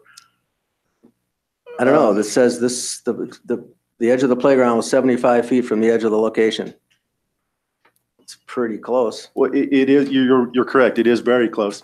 But what the COA requires is the operators to evaluate distances or proximity to residences, playgrounds, whatever it may be, and then determine if they need that extra equipment. So in this case, obviously they didn't think they needed it. It was not a COA prior to it. Right. So in the future, will there be a requirement? It's a requirement on all Form 6s now. To do what? To evaluate. Yeah, evaluate the proximity. But there's no specific distance. There is no specific distance. That I don't know if that would entail rulemaking. Well, could you? I'm sorry, Mr. Chair. Commissioner Boyan, go ahead. I'm still listening. So. Okay. I'm wondering if you could sort of presume that that there's a violation if there is an upset condition or something that happens as a consequence of this process with respect to schools or other sensitive facilities that are within either a specific distance or approximate distance. That's an undefined term. In other words, burdens on the operator. You're taking the risk if you're going to do this anywhere near a school and something happens, that's an aggravating circumstance. And the risk is on you. Know that we're going to come down on you if something happens.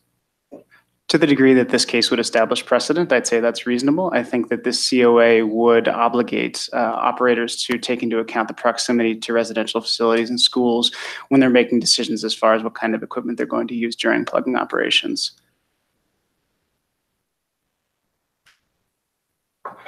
Okay, I don't have any further questions on that. And so what I've heard is sort of following through this is there's a condition of approval now on the Form 6 says you have to evaluate your proximity and use an ECD on it and essentially to avoid unnecessary vapors. I think where the gap comes in and what I think I've heard. Sorry, Commissioner, I'm sorry to interrupt. Just to be clear, the COA doesn't require operators to evaluate. It requires operators to implement measures to control unnecessary and excessive venting, as well as protect the health and safety of the public. So it actually requires operators to take action to control unnecessary and excessive venting.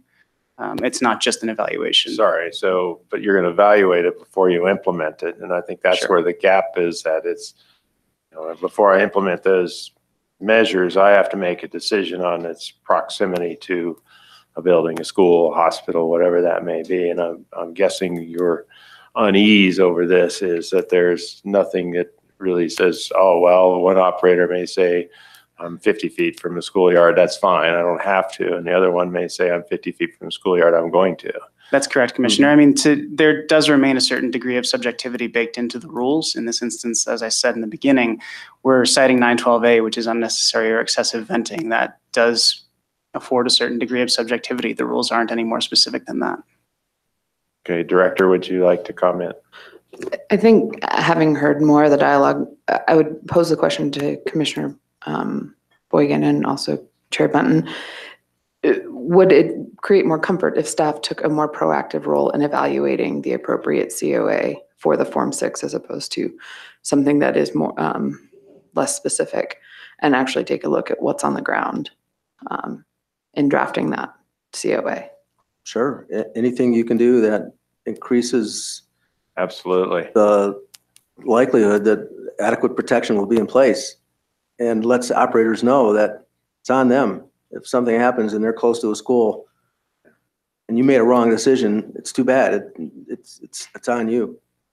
I think where I'm left with is that's in there is just being a little bit more proactive about. But it's not an aggravating circumstance per se. It's just kind of you might be in violation. Yeah, it's kind of putting just a little bit more emphasis on ensuring that operators take the right steps. And it also gives state staff the opportunity to look at this in a site-specific way, which I think is important in the context of a permit. Yeah. All right. Yes, Commissioner Walk. Sorry, just a follow-up question or two then. So in the absence of the external complaint having been called in the night before, what obligation did the operator have to self-report the next day? Based on what you found? In the absence of staffs present on site that morning, I doubt the operator would have self-reported. But would the operator, is there an expectation that the operator would have had to self-report? This case presents a kind of a unique set of circumstances in which staff has had occasion to look at 912A in a unique way for enforcement. Given that this case is somewhat novel, I don't know that the operator would have self-reported in this case. Do you think the operator was aware that they were venting? I do. Then I'd like to go back, I guess, to council and just ask what latitude we as a commission have with regard to the penalty amount given potentially aggravating circumstance. Mr. Davenport. Procedurally, your option is the same as any other consent agenda option. I think if you're not satisfied with the AOC as it is, then you can remove this matter from the consent agenda. It can be set over at the end of our regular agenda for a more complete discussion that will involve the operator as well. that is if the operator agrees that they are prepared and ready to go for hearing at our next, at the end of the agenda today. Otherwise, it would be at the next available hearing date. In regard to your ability to make changes to an AOC, that's you're approving an agreement between staff and an operator. I think if you were going to if you weren't willing to approve an AOC and staff or the operator weren't both willing to agree to terms that you wanted entered into an AOC, then we might be headed toward a full evidentiary hearing in that regard. Commissioner Wolk, if you'd like, I have John Jacobs, who's counsel for Crestone, prepared to speak a little bit about Crestone's awareness of the circumstances and what they did in response. Please. I'm happy to address that. Thank you, Commissioner Wolk, Chairman Benton. This all was voluntary, as Commissioner Boygan reviewed in the AOC. The producing well was abandoned due to the expansion of the school. Crestone was clearly trying to do the right thing here, and they were following existing requirements and procedures. The fact that there is some equipment that was available that could have been safer probably should have occurred to someone, but it did not. And this was all done sort of according to existing requirements at the time. I'm not aware of a prior instance of the use of an IR camera during a well abandonment procedure in the past. And we don't know, even with the IR camera images, what the concentration of hydrocarbons was. There's water vapor in there due to the flooding of the well bore, and it's been shut in for a long time. So yes, we saw some image of some gaseous emissions from the well bore during that flow back and plugging, and it was stopped promptly. This is something we've all learned from. And frankly, I think even the $10,000 penalty that's proposed in this AOC for your approval arguably is a bit excessive under these circumstances of trying to do the right thing, abandoning a productive well, not being the cause of the proximity, and following existing procedures. Will we do this again in the future? Of course not. We developed, as is documented in the AOC, a risk-based SOP that Crestone follows now. And I think your dialogue on the general duty language that has been added to the form is good, and it can be more specific. But Crestone has learned from this experience, and certainly with the benefit of your approval of this AOC, we can document and memorialize the lessons learned here. Is anything further to be gained by further sanctioning Crestone? I leave that to your discretion. I would argue not. I think that we've all learned from this and we want to move on. Commissioners? Mr. Chair, I apologize. I need to amend my prior statement in regard to the procedure. The rules do provide that. I didn't want to indicate that we were definitely headed toward an evidentiary hearing if you're not happy with this AOC. The rules provide that if the commission does not approve an AOC, the commission will remand the director for further proceedings. So you presumably have a wide variety of options available to you if you'd like the staff and the operator to go back to the table and see what they can work out and pursuant to your direction, then that's an option for you as well. Mr. Chair, I think in listening to this, I think my reaction is that the AOC, it's not the AOC itself at this point that is of major concern to me. I would have probably constructed it differently. I would have found an aggravating circumstance, but we've had the discussion that I think we need to have. Where I think where I might disagree with Mr. Jacobs is, yes, they did a good thing in plugging the well voluntarily, and they followed established procedures. What they didn't take into account was their proximity to the school and why that should have required going the extra mile, making absolutely sure there was no possibility of any kind of an issue. And so, yes, there's not normally an IR camera during a plugging operation because there's not normally an odor and noise complaint, which was generated by the fact that it's that close to a school.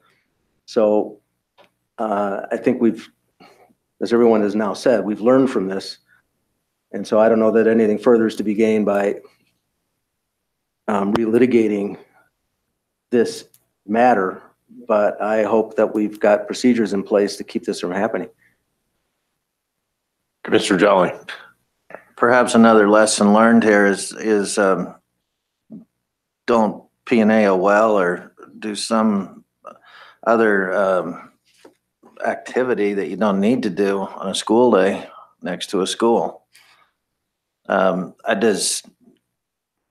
Is operator required to tell staff about P&A in a well? Did you guys know he was out there? Yes, Commissioner Jolly. In fact, I believe the inspector didn't learn about the complaint until he was on his way to that location. He was going to inspect that P&A because he'd received advance notice, knew it was near the school, was going to go by and check it out, and then he received notice of the complaint while he was on the way to that inspection. Maybe a lesson learned here would be when they call and tell you we're going to go P&A a well next to a school, do it on a weekend. I mean, just lesson learned here.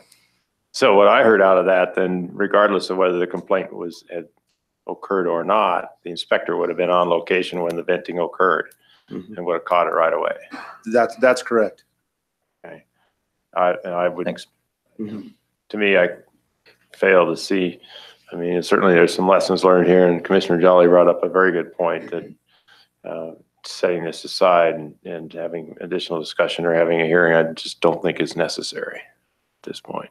So I'm fine with that. All right. Mr. So Chair, yes, Commissioner. I just wanted some clarification. Director Murphy, you said, so is it the general type language that an operator will do an evaluation, is that going to change to say, instead of a condition of approval being you do an evaluation, the condition of approval is you're next to a school, you have to have an ECD, you have to take these specific extra measures? I think we need to balance two parts of your comment. One is what I want staff to do is to take a look at the circumstances or the proximity of the well and understand what those risks are, and then implement more specific directives about precautions to be taken. I think one of the things that we as a regulating agency struggle with is the philosophical difference between prescriptive language and performance-based standards. And so if we go so far down the path as to prescribe the exact type of ECD that should be on site and that doesn't work, maybe that's not the right role for us, but I think our role is to set the expectations that there will be equipment on site to mitigate the risk to X, Y, and Z. Yeah. And so if it's acceptable to you to be in between kind of what you were saying, and on the one hand, staff looking directly at what's in the arena and then setting out specific performance-based measures, that would be my preference. Right. And just for Mr. Leonard, you said the inspector was specifically going out to inspect the plug and abandonment operation. And is that pretty common, or was that specifically because it was next to a school, or there was some other circumstance that was identified as potentially high risk? Commissioner, I'd like to answer that question. I'm Margaret Ash. I'm the manager of the field inspection unit. And yes, witnessing plugging and abandonment is a high priority. It's one of our highest priorities, especially in the northeastern Colorado, in this development area. And since the Crestone event, we've made a few operators upset with us, telling them that, we don't think their equipment that they have on site is adequate. But rapid changes happening in industry, and most companies they're doing detailed evaluations. There's risk models that they do, and so far it's moving along pretty good. But we do witness a lot of plugging. I can't give you the actual percentage right now, but it's a high percent. Okay, thank you. Commissioner Jolly. And I would like to commend Crestone for P&A-ing a well, commercial well that the school has grown onto. So, I mean, I don't want to lose sight that we want to encourage those kind of wells to get plugged and abandoned properly. All right. Mr. Chair, Crestone may think of this in the category of no good deed goes unpunished. That certainly is a possibility. So, but I think Right. you set a good example. Are we okay to move on to whatever next item you had on the? Did have one other item, Mr. Chair. Thank you. Fire away. And that was the Kerr-McGee item. which involved an explosion at a well site and a fatality, and an agreement that the cause was that ignition sources were within an unsafe proximity to flammable liquid storage areas for 1 day. And so the agreed fine was 1 day penalty of $10,000 because it was a major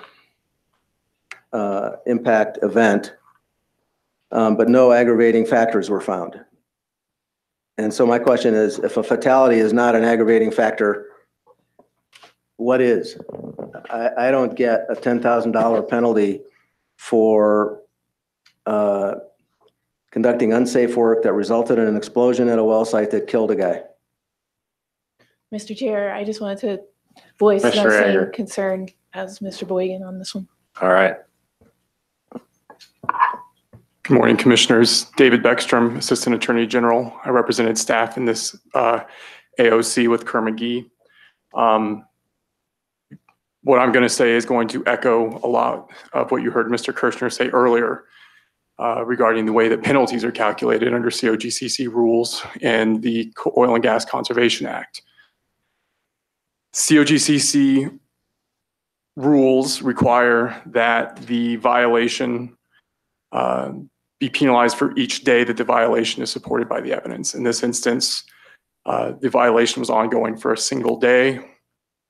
We also have, staff has classified the types of rules, 606A-H that was violated in this instance was a class 2 rule. That means that the presumptive violation is somewhere between $2,500 and $10,000.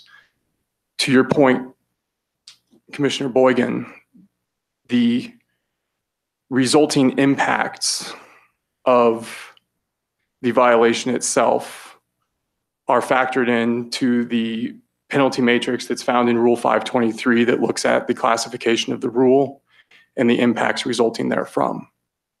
In this instance, the impacts were considered major because of the loss of life and because of the injury to personnel on site. With regards to whether or not an aggravation is appropriate, we have to look at whether or not there was some enumerated aggravator listed in Rule 523C3 that is supported by the evidence. In this case, staff did not find that there were any aggravating factors supported by the evidence. The loss of life and the injuries were taken into account with regards to the impact of the rule, and therefore the $10,000 amount was appropriate. I do want to go one step further and say that this is a $10,000 regulatory penalty as calculated under our rules. That being said, in recognition of the nature of the incident, part of the resolution of this is that Kerr McGee has agreed to a public project that goes well beyond the calculated penalty. There was not necessarily authority for the COGCC to require Kerr McGee to do that. And in fact, this goes above and beyond what our statutory authority is to penalize them for this violation. In that regard, Kerr McGee is spending tens of thousands of dollars to purchase gas monitors for the Mountain View Fire Department. So yes, this is a $10,000 penalty. That is how this penalty is standardized under these facts and under our rules.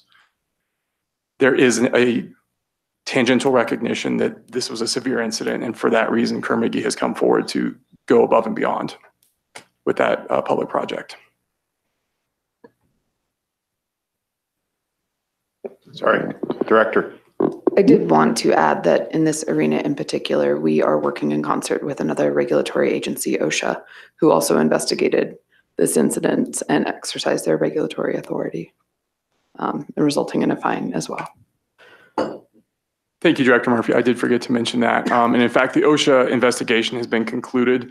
If you have additional questions about that, counsel for Kerr McGee, as well as one of the representatives, is available for further questions if you have either technical questions or questions about things outside of the purview of the COGCC enforcement action. Mr. Chairman? Yes, Commissioner Holton. Was this on the consent agenda? Yes, it is. So we're going through a full-blown hearing right now, and I'm really uncomfortable with that. I think we need to set this for a full-blown hearing in September. Given the circumstances and the stuff that we're hearing back and forth month to month on Firestone and the accidents that happened, I think we need to have a full-blown hearing on. And that's going along with the rest of the commissioners' concerns. So I think we need to take this off consent and move it till September. Commissioners? Mr. Chair, Yes, Commissioner Hager. I would support Mr. Holton, or Commissioner Holton's proposal. Okay, so we're going to have a brief moment here for Mr. Davenport to speak up. Commissioner, I think it only takes one commissioner That's right. to pull it off the That's all consent it agenda. takes. Thank you. It's off the consent agenda now. Yeah. Your options then are to hear it at the end of this agenda if it's practical and agreeable to the parties, or to schedule it for hearing at the next regularly scheduled hearing. Sorry, go ahead. Commissioner Holton, do you want it, is it your request to have it done in September, or do we bring it, assuming if the parties are available, we could have the evidentiary hearing at the end of this agenda? And I'm going to ask the director to make a comment because you had something to say. Unfortunately, I would like it moved to September so all parties can be prepared, because there's going to be a lot of questions. And like I said, just with what the commissioners right now have said, I know it's off consent according to Mr. Davenport, but I want to hear a full-blown, I want them to be prepared when they come in front of us. So I would be more in favor of moving it till September. Director, you were.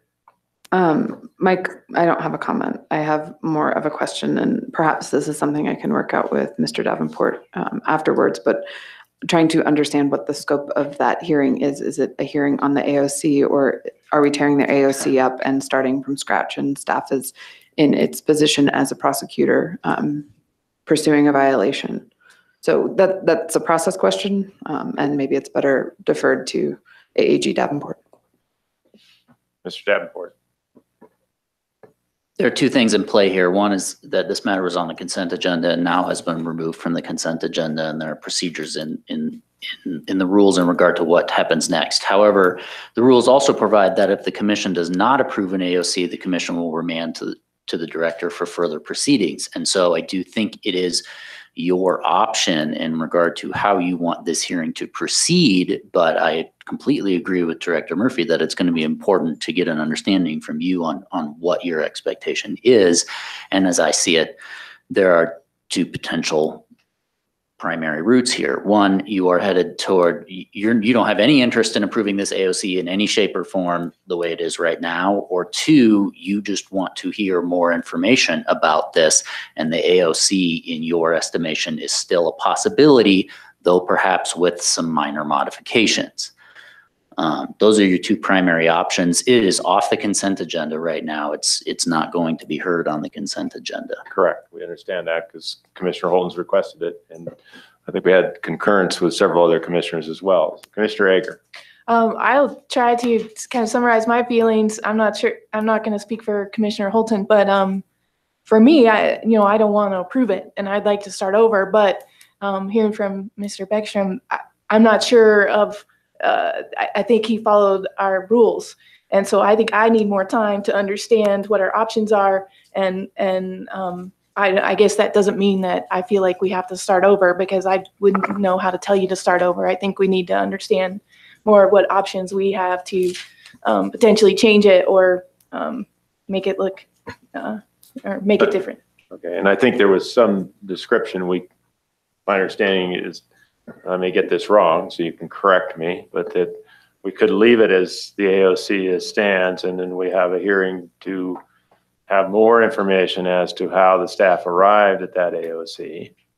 And then we can then make a decision whether to approve it as it stands or potentially modify it. Or do we have a full hearing in which then we make a decision about what we're going to do?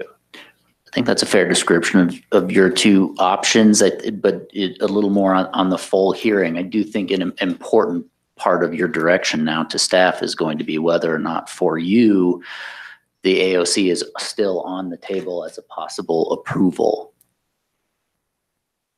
Commissioners, Commissioner Walk. I think what I heard from the director is this is a complicated regulatory and legal issue, which involved staff, the AG's office, and OSHA. So I would hate to see the AOC just ripped up and taken off the table. I think we need to respect the experts that have been involved in the process and start with the AOC and work our way from there. I would support that position as well. Commissioner Jolly. Well, and hopefully we can see the OSHA report, if that's something that the operator would share at that hearing. Commissioner Holton, what are your thoughts?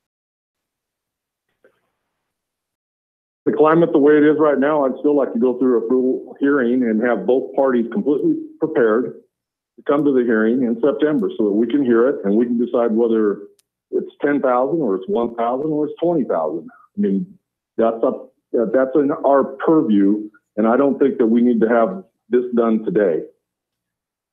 Okay with that. Within that framework, is that something we could still leave the AOC on the table and then make a decision on the potential amount of the fine? In my estimation, staff can be prepared on all of those fronts and with the understanding that the AOC remains a possibility. I certainly don't want to speak for Anadarko though. I will. Good morning, Commissioners. Walter Eggers here on behalf of Kerr McGee, and I appreciate the conversation that you've had on this point. We agree with the director. I think leaving those options on the table is a good course in this case, but also completely respect the comments that were made earlier about moving this to September for a full presentation. So it would be our preference, just for the record, that we proceed in September as opposed to trying to do it today. All right. I think sounds like we've reached a decision. It'll be on the September docket.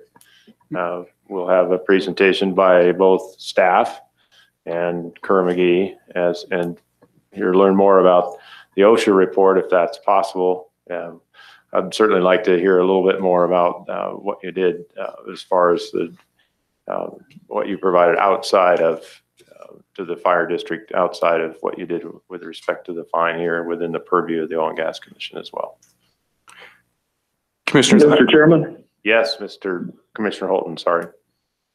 If we just go ahead and continue this and have a motion to continue until September, does that leave everything procedurally on the table and just continue the case until September? I think you've already done that by saying that you want it off the consent agenda. I don't believe it needs to be formally continued, but I'll ask Mr. Davenport. I think to be clear, a motion to set this over to the September hearing for presentation and argument on the facts and circumstances behind the AOC, as well as the provisions of the AOC, would be appropriate. So, Commissioner Holton, would you like to make that motion? So moved, according to Mr. Davenport's comments. Commissioners, I really apologize for interrupting, but just for clarity so I can prepare what you'd like to hear and so I can have the correct staff available and the correct witnesses available. I'm a little unclear as to what the process contemplated here is. If we're talking about a contested hearing upon which the burden will fall on staff to prove the violations and present witnesses, cross-examine for both to testify and be available for cross-examination so that you may make a full judgment upon the facts. That is a very different hearing than a presentation on an AOC. If what is contemplated is a fuller presentation from both parties so you can consider approval of the AOC, that is something we can certainly prepare for. If you would like a contested hearing that would allow the commission to make a judgment on the liability for the violation and the penalty amount to be imposed, that is different preparation, that is a different hearing, and will require a hearing officer.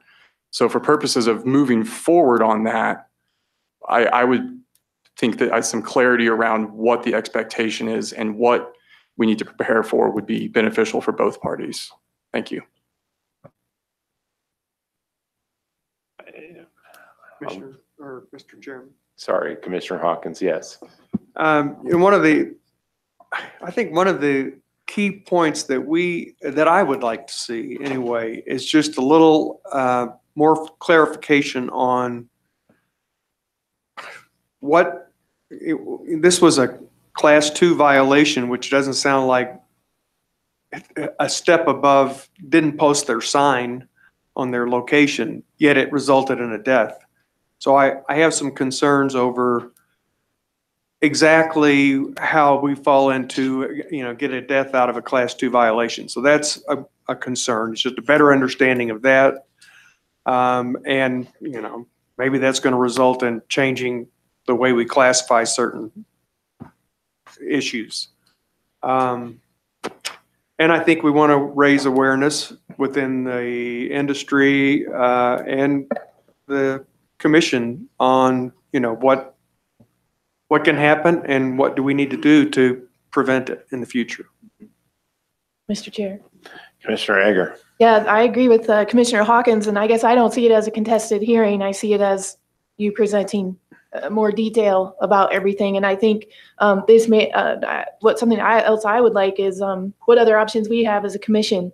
If the staff has followed the rules and have fined appropriately, do we have any other options? And that might come in legal counsel instead of at the hearing, but it's still something that I would like to hear.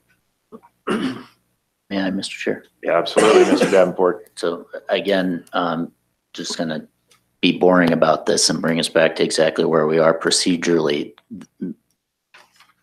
Vice Chair Holton made a motion that I stated, which I think my intention in stating that motion was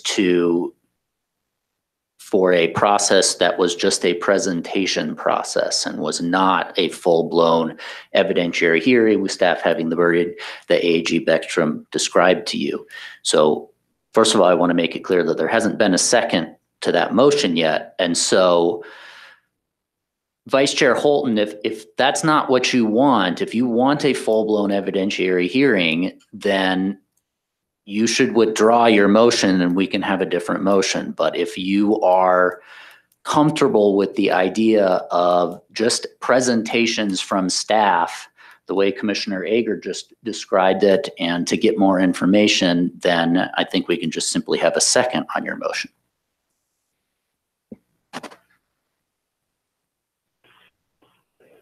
I'll withdraw my motion, but I still think that we need more information and not just from staff. I want to hear from Kerr-McGee as well, and whether or not this should be a class 2 or should be increased, or, I mean, this is a big deal. We've been dealing with this and hearing about it from the public for a long time, so I don't think we should just pass over this thing. I think everyone agrees with that, but as far as not passing over it, but it's my belief that we can probably obtain the information we need from staff and from Kerr-McGee without having to go to a contested hearing. I'm just not certain if we need to go to that extent, but I'd invite other commissioners to comment on that. Commissioner Walk. I'll go back and say what I said before, and I guess I object on behalf of staff, the AG's office, and OSHA to the term that this is passed over. I think a lot of work has gone into this, and the necessary expertise without the political bend has gone into coming up with a solution here that bears presentation. I certainly agree with that, but I don't believe that once we get that additional information, once we get that additional information, then the commission can evaluate whether or not, that AOC stands or not. Would you like to Mr. Chair, Yes, Commissioner Holton. Passover was a poor choice of words, but I do not think that this case should have been on the consent agenda. All right. So you've withdrawn your motion. Commissioner Walk, would you like to follow on? Since I'm finding a moment to agree with Commissioner Holton, I will, on the tail of that, make his original motion to have a presentation of this enforcement action at the September hearing. And as potentially worded by our AAG Davenport, yes. Yes. Mr. Jolly. I would second that. Okay, are we clear on what? Now it's open for discussion. Is all the commissioners clear on exactly what we're going to receive in September? Mr. Davenport. Would it be beneficial for our hearings manager for me to clarify the motion? Awesome. Okay. So the motion which I think is being made by the commissioners, and they can correct me if it's wrong, is to have presentations from both of the parties to the AOC in this matter, which is docket number 1807-00383, for that matter to be heard at the September 2018 meeting in Rifle. And that, just for clarification purposes, the commission is not setting a full-blown evidentiary contested hearing. It is solely presentations from the parties and opportunities for the commissioners to get more information. That's what I said. Okay. And it was, so that was made by Commissioner Walk, clarified by AAG Davenport, and seconded by Commissioner Jolly. Are we? I think Commissioner Walk just go ahead and second my motion in the first place. Because you withdrew it before I could. You're too fast on the draw there. Are we ready to vote? All in favor, say aye. Aye. Opposed, same sign. And so the motion passes. This item is removed from the consent agenda. Are we prepared to vote on the balance of the consent enforcement agenda items or not? Unfortunately not. Is the hearing officer here for the did Hill crop? Not sure who that was. Hill Corp? It should be Hill Corp. It's a typo. Hill Corp. Yep.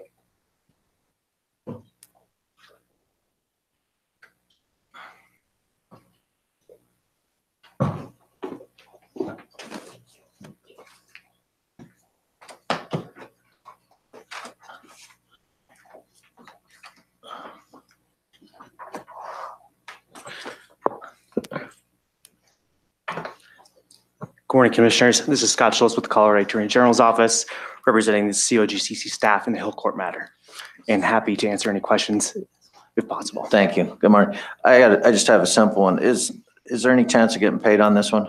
Yes. Good. I mean, so there is a deal made, and I read the details, but it's not one that we're gonna have to write off. Correct. That's my belief. And there is a significant amount of a suspended penalty involved as well. Mm-hmm. So hopefully that part is not. They're still viable. Correct. Good. All right. That's all I had. Okay. Any further questions on the Hill Corp AOC?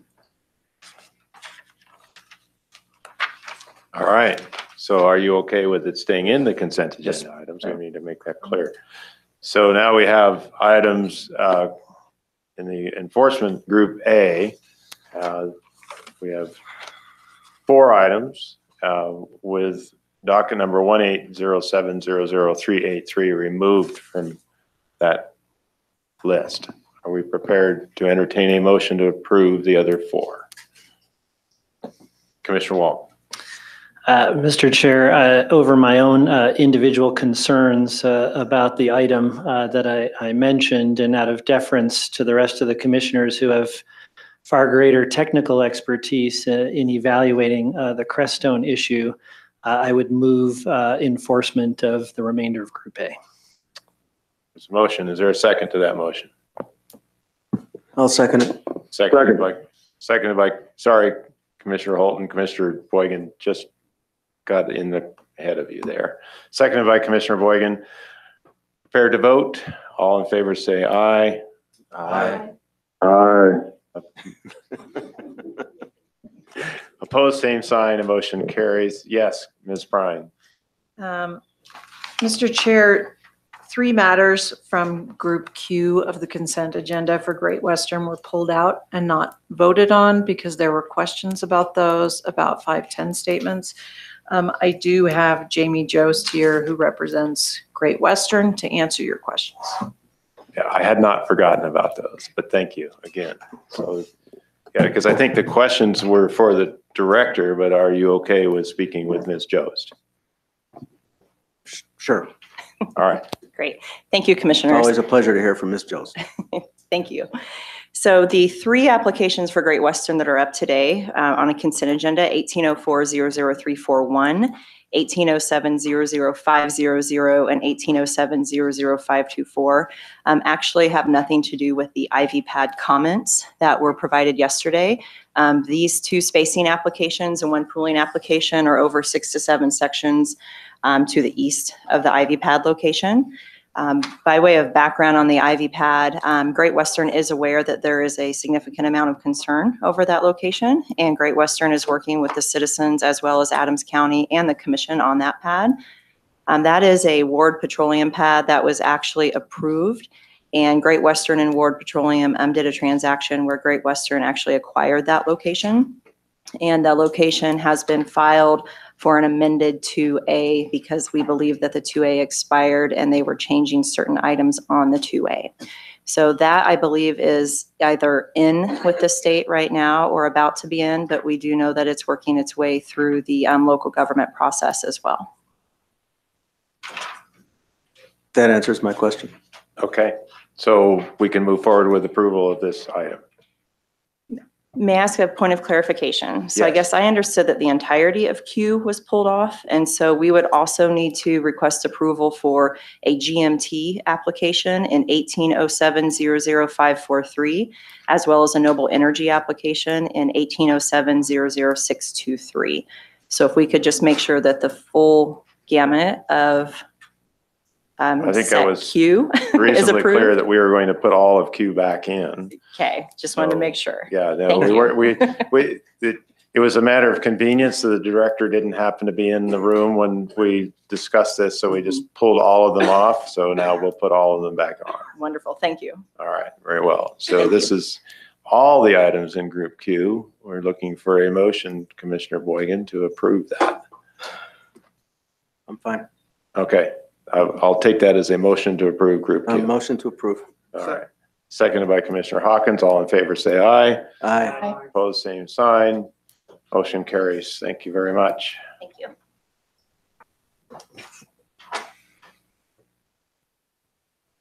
It's very tight. Take on thing. My iPad is, sorry.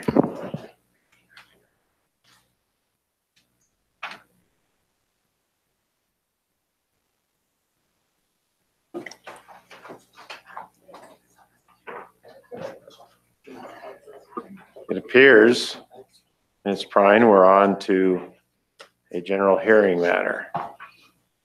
Would the commissioners like a break before we start that? I'm seeing. Sure, I'll always take a break. Let's move quickly to do that and then come back here, regather as soon as we can. 5 minutes. 5 minutes. 5 minutes.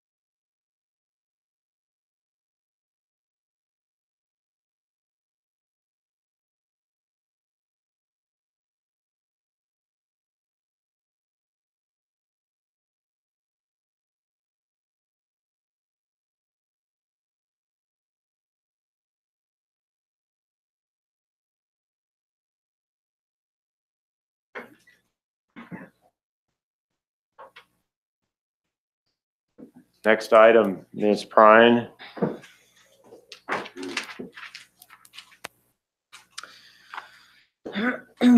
Next item is docket number 1807-00647. These are the extraction forms 2 and 2A for 3 pads in Broomfield County. Mr. Chair, because this was sort of a unique situation, there is no hearing officer or recommendation. We are providing you information in 3 chunks. The first will be the director and staff.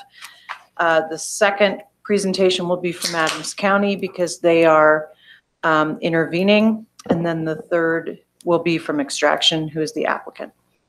All right, so I think before we tee this off, we had a couple of procedural things that came up. One was Commissioner Walk has to leave at 2 p.m. So we'll need to ensure that we have a quorum after that, which means Commissioner Holton, are you going to be with us today for the duration? Yes, I will. We've solved that. There was a yes, Director. I also understand that Commissioner Randall will be here shortly. Yeah. So. Excellent. And that was the matter. The next question is that you have something, is it with respect to these or is it a different matter? It's a different matter. Then I think we're okay to proceed. So, Director, you have the floor. Thank you, commissioners. And thanks to everybody in attendance and for coming forward and sharing with us your perspective on this particular issue. I think it is an example of something that has been a challenge for this commission for the 5 years I've worked for or with the commission in terms of how local governments engage in this process. And to me, the importance of COGCC's role in this capacity is to look at impacts to all citizens and not look at specific geopolitical boundaries.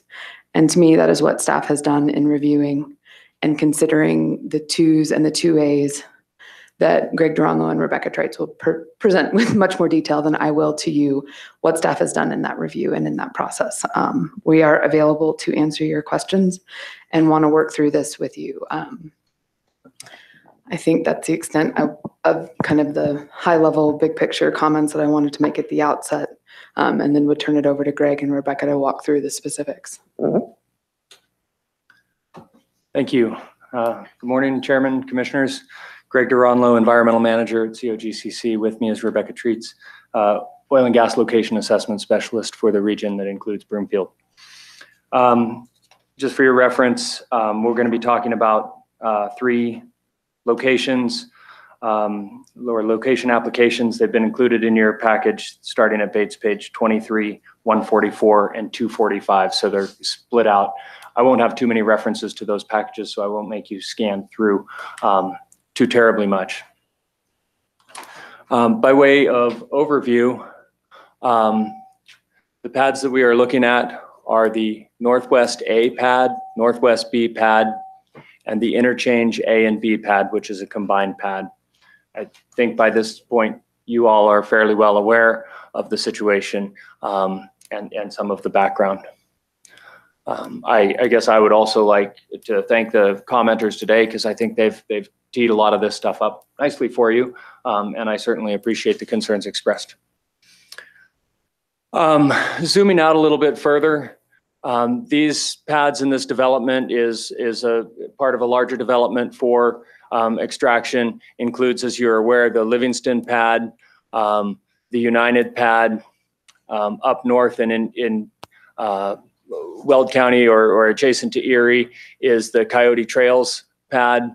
And all of these will be connected by a pipeline route shown in red here to a proposed facility, a centralized production facility off-site and in Weld County. This development plan includes the use of tankless facilities, piping all product away from the sites and over to that centralized production facility. This is certainly something that COGCC staff, director, and you commissioners have encouraged operators to do and consider in their development. Zooming in a little closer, here's a snippet from Bates page 210 showing the Northwest A pad. This shows a 1,000-foot buffer around the disturbance, the oil and gas location proposed, and does show that there are 8 wells proposed, no production facilities. There are 4 homes within 1,000 feet of this oil and gas location. It is not within a designated setback location because those homes are within 1,000 feet of the location boundary, not the wells or production facilities on the site. The next pad we reviewed is the Northwest B pad. This provides additional 8 wells and the production facilities that will serve the 16 wells combined from the Northwest A and Northwest B pad. There are 5 homes within 1,000 feet of the oil and gas location. And again, this is not within a designated setback location because it is greater than 1,000 feet to the production facilities. Northwest A and B, Broomfield, is the surface owner. Zooming into the interchange pad, there are 33 wells proposed on this combined pad and the production facilities for all 33 of those wells. The operator is the surface owner on this pad. And the nearest home is at 1,002 feet from wells or production facilities.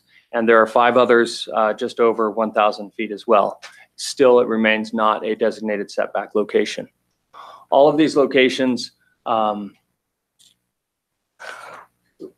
I guess a little bit about the process and how we arrived at these locations. And I think, the document, Commissioner Boygan, that you referenced earlier, I think provides this in certainly much greater detail than I will summarize here. But it should be noted that in 2013, Sovereign Operating engaged in an operator agreement with Broomfield that located several directional well pads, not horizontal, but directional well pads within the city and county of Broomfield to execute their development there. And that operator agreement included numerous specifications, not only the locations, but also some of the operational specifics of those pads. In 2016, Extraction engaged in initial operator or negotiated an initial operator agreement with Broomfield in which those pads would be moved to and consolidated from 10 pads to 3, with a 4th being outside of the agreement. And those would be horizontal well pads and not directional. And based on the feedback from that, Broomfield initiated their oil and gas comprehensive plan update or simultaneously with that. I shouldn't say it was based on that. And really worked to renegotiate that agreement with Extraction. And as you're aware, this has been going on a long time. These 2 parties have been working for a long time to develop the minerals in the subject area. And Broomfield's been wrestling with how best to manage the development within their jurisdictional boundaries. And what we have before us is sort of the culmination of those parties working to satisfy their mutual needs. So COGCC is here reviewing the applications before us. Sorry, usually I'm told I'm talking too loud, so this is kind of a change for me. COGCC is here reviewing the applications before us. We're not really here to second guess the decisions made by the operator in their agreement with Broomfield. These locations are subject to an operator agreement, to surface use agreements, and to the technical limitations of horizontal drilling. We have heard that horizontal drilling allows people to drill from miles away. They are drilling 2-mile laterals to capture minerals from these locations. So they are drilling to capture minerals miles away. COGCC oil and gas location assessment staff have reviewed these applications and found that they meet our rule requirements and provide necessary and sufficient protections for public health, safety, and welfare in the environment. And as Director Murphy said, COGCC's review is not constrained by local jurisdictional boundaries. We look at the pad and we look at the potential receptors around that pad, regardless of what jurisdiction we find them to be in. One of the primary considerations for COGCC to address on these applications were the best management practices. And I think you guys are all well versed in the application of best management practices and how we staff utilize those to get explicit commitments from an operator as to how they will comply with our rules or where they will go above and beyond our rules. On some applications, designated setback location applications, large urban mitigation area facilities, the BMPs are required. On others, they are volunteered by the applicant. For these applications, many BMPs were also agreed to in the operator agreement between Broomfield and Extraction. However, I will say for a number of reasons, we were not able to accept many of the BMPs from that operator agreement. They fell outside of our jurisdiction, or they were challenging for us to enforce. So again, we looked at these applications and said, we have to evaluate them from our rule perspective that is grounded in our requirement to protect public health and safety and welfare in the environment, and make sure that our BMPs expand on those rule requirements and ultimately provide adequate protections for potential receptors. So just, what our BMPs are: site-specific measures to avoid, minimize, or mitigate potential impacts. They provide clarity or specificity or more stringent requirements in many cases. They're commitments made by the operator and they're enforceable by COGCC. And we strive to approve permits that avoid impacts where possible, minimize impacts where they can't be avoided, and finally, to mitigate undesirable impacts. I'm going to divert from my presentation now based on the public comments received this morning and jump out and talk a little bit about the access road. So I've got a copy of the access road map for the Northwest A pad, and this can be found on Bates page 203. The access road map for all of these pads is very similar, with just the detail of the pad itself being moved to the different locations. But the entirety of the access road is shown on the map included in each Form 2A. So the comments that related to the inclusion of the access road into the Form 2A, and doing so would create a large urban mitigation area facility that would be subject to different rules. The inclusion of the access road in that type of consideration would be a departure from how COGCC has evaluated oil and gas locations from the time that concept was initiated in 2009. For a couple of reasons.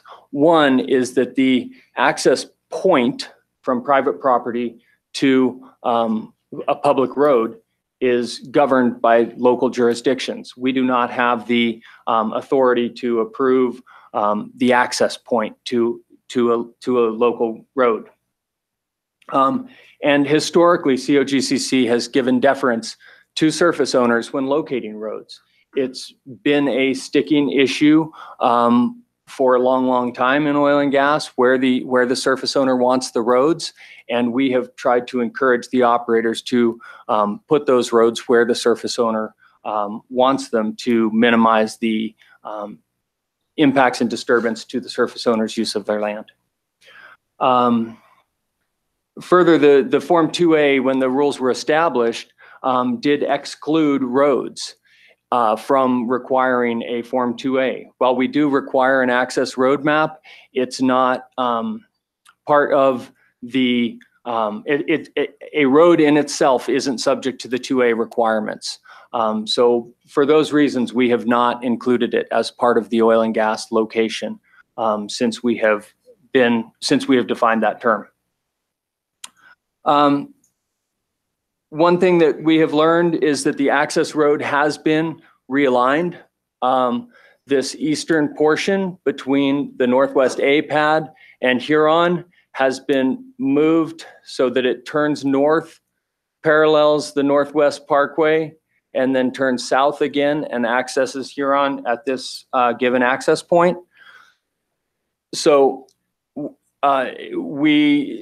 this is not reflected in the current 2A package, and this change will be requesting that revised access road as part of the finalization of this process. Other things that COGCC has heard this morning with respect to noise on the access road. We've talked to the operator about the surfaces on the access road.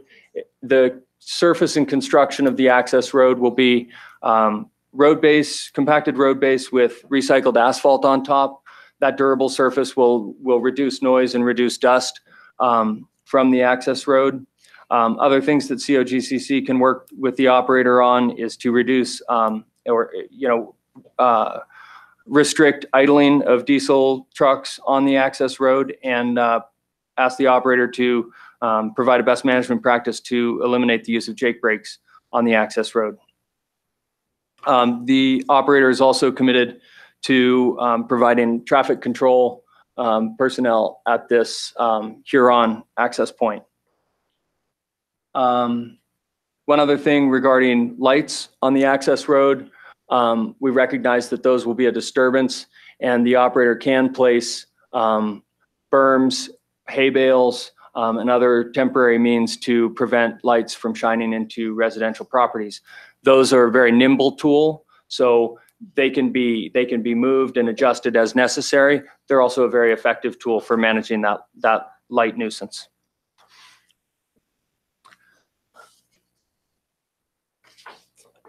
And with that, I can go into other specific BMPs, or I can, I guess I think since I talked about the access road, I would like to not necessarily spend too much time talking about the BMPs unless you have questions about them, but instead come back to staff's analysis and our recommendation here. So our analysis, the applications do meet all applicable rule requirements. The operator has demonstrated a right to construct through a surface use agreement with Broomfield and through surface ownership. The location selection is complete. That analysis was done through the negotiations and the MOU with Broomfield. And COGCC staff finds that these locations can be constructed to be sufficiently protective of public health, safety, welfare, and the environment and wildlife. So our recommendations are that the commission should instruct staff to finalize the administrative approval of Northwest A, Northwest B, and interchange A and B. And I've added a note here, including the new access road drawing. The commission may direct staff to add COAs if they feel that additional issues brought up in public comment or otherwise should be addressed. And specifically, those could include access road mitigation.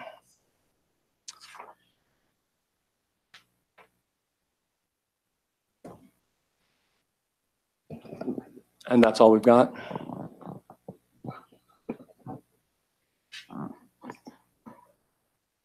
It was suggested that I talk about how we heard about the road change. So based on the comments today, we did reach out to the operator right here at the commission hearing, and those negotiations had already happened. We talked to Broomfield, and Broomfield had requested that alignment be moved, and we talked to the operator and confirmed that the operator was making those plans to move the alignment. Which I think is a very interesting segue into the situation in which we find ourselves, wherein Broomfield, as the surface owner, as well as the relevant local government, has worked very hard with extraction to develop pads that it has chosen. And we have 2As that comport with our rules based on our staff's review of the requirements of our rules and what is proposed, as well as, looking at what extraction and Broomfield have agreed to as part of their memorandum of understanding. I think that what we've developed comports with the MOU executed between Broomfield and extraction, which was also your direction to us in our review of these 2As and 2s. I should take a quick segue, which is we do have our technical engineering staff available if you have questions about downhole specifics, because in my estimation, most of the conversation appeared to focus on surface impacts. We did not have them prepared to come to you with a formal presentation about the permits to drill and what those look like. However, that information is in your portfolio, and I will get whoever we need here to answer questions about the proposed drilling or downhole technical specifications. So with that, again, I echo Greg's sentiments in that we've worked through this. We're working through the impacts in compliance with our rules and making sure that we do everything that we can under our rules to protect all of the citizens, all of the BMPs, all of the conditions, best management practices, all of the conditions, and all of the conditions of approval apply regardless of where a citizen lives. And so I think that's an important point for us to keep in mind as we move forward. And with that, we can take questions. We can jump straight into Adams County's presentation at your discretion. Perhaps some questions, commissioners? Yes, Commissioner Hawkins. Just a few. Would these BMPs that you've implemented or you're recommending be any different if we were in a large UMA situation, closer than 1,000 feet, or? The BMPs that we've implemented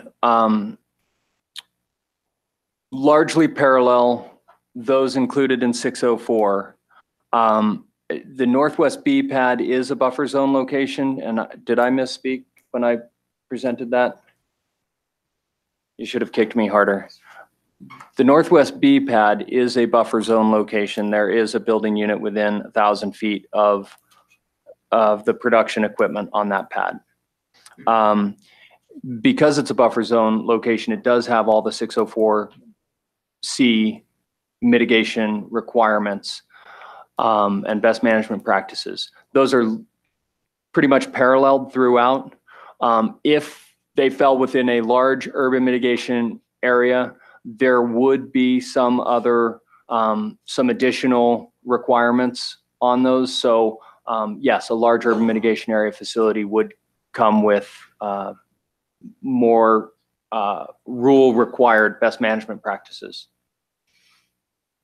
I guess my concern is that given the proximity to the neighborhoods, even though we don't have that in a large urban mitigation area, we should consider trying to implement those BMPs to the degree possible.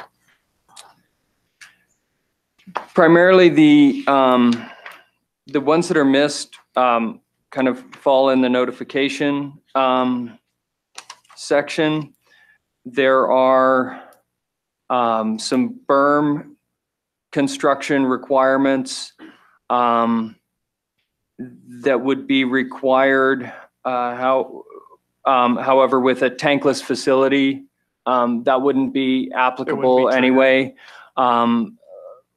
I'm just kind of scrolling through. One of the requirements would be automated well shut-in and well control, and that is a BMP that the operator has put forward on these. So we are getting, really effective BMPs that cover those issues without necessarily having them cite Rule 604C4B3. Good. We hear a lot about the alternative sites north of the highway. Did you evaluate those sites at all, or just restrict your evaluation to what was proposed? We largely evaluate the Form 2As that are proposed for us. We do, we were aware that the operator had previously looked at those sites. In fact, we attended many meetings, with the operator, with Broomfield. We were at city council meetings in Broomfield where those locations were discussed. So from that perspective, we knew those locations were out there at the time the 2As were submitted to us. They did not include those locations. And from your perspective, were those sites would have been satisfactory to our rules as well? Yeah, from my perspective, locations that met our rule requirements could also have been submitted in those areas. Did that? And we don't really have in our regulations authority to require a different alternative or to look at those alternatives in preference to what's south of the highway? So there is a component of the large urban mitigation area facility rule that does drive at that through the local government process. Okay. Again, that would be prior to our receiving the applications is really when that action takes place. Okay. Director. And I don't know, add on to Greg's comments, I would also offer that in this situation, we did come forward with a proposed location that the local government agreed to, and in some cases executed surface use agreements in support of, which to go outside of that also puts us in a difficult position as we're working on relationships with local governments. Thank you. Commissioner Boygan. Thank you, Mr. Chair. I just wanted to follow up on the question that Commissioner Hawkins asked about the road. And well, really, he asked it about the urban mitigation area and the BMPs. And I think I heard you say that really at the end of the day, it wouldn't have made any difference in the BMPs that you ultimately included in comparison to what's in the rule. So I just want to ask you, if I'm understanding Adams County's argument that the road itself should trigger large urban mitigation area analysis, did I hear you say correctly that even if you had engaged in that analysis, the Form 2A would end up looking pretty much the way it looks? Yes, sir. In other words, there's no consequence of including it, of treating it as a large urban mitigation area that would change kind of the approach you already took. So if this were submitted as a large urban mitigation area facility, as Director Murphy mentioned, the negotiations would have taken place with the local government, which they did. Being Broomfield. Being Broomfield. And prior to the applications being submitted to us, an earlier notification would have gone out to the proximate local governments. The proximate local governments would have then had more opportunity to comment, but at that stage, those locations would be selected. Mm-hmm.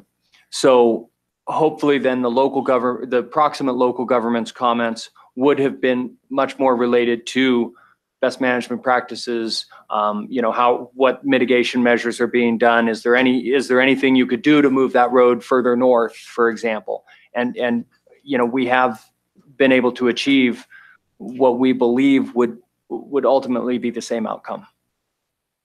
Okay, thanks. May I offer one more? Certainly, Director, go ahead. Yeah. I think the other point is that even without the rule, that has occurred here. I mean, we've heard robust comments from many citizens and from both local governments on during the process of reviewing these 2As. And no, it's not because it was a larger mitigation area facility, but it's because people raised issues that our staff felt were appropriate to address and work through as a result of the proposed locations. Thank you, Director. Commissioner Jolly. If it was a Luma, would it have triggered an alternative location analysis? Again, that would have been still done in the location selection process. Was it done?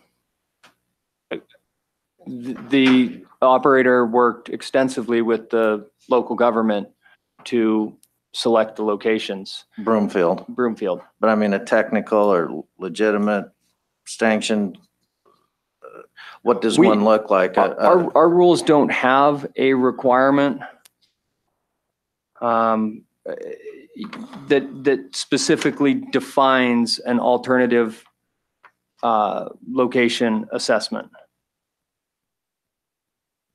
Is there a format for doing one, or, I mean, is it something you've seen before? We have asked on numerous occasions operators to provide a detailed siting rationale in terms of how they have arrived at their site selection, and that's been used in many cases. And did we get siting rationale in these? I believe we did.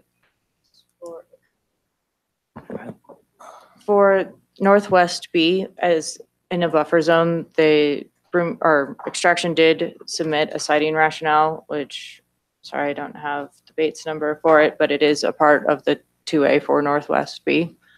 As far as going for, like you said, that true alternative analysis, it was what they submitted as part of their comments. Extraction submitted from the comment process. Well, hearing a lot this morning and previous that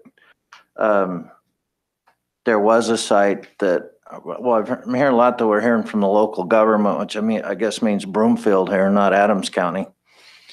But Adams County's highly affected here. Do our forms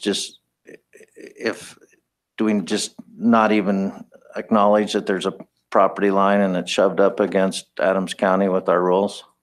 Is that part of the issue? I mean, so again, I would say that COGCC reviews the proximity of locations to residences.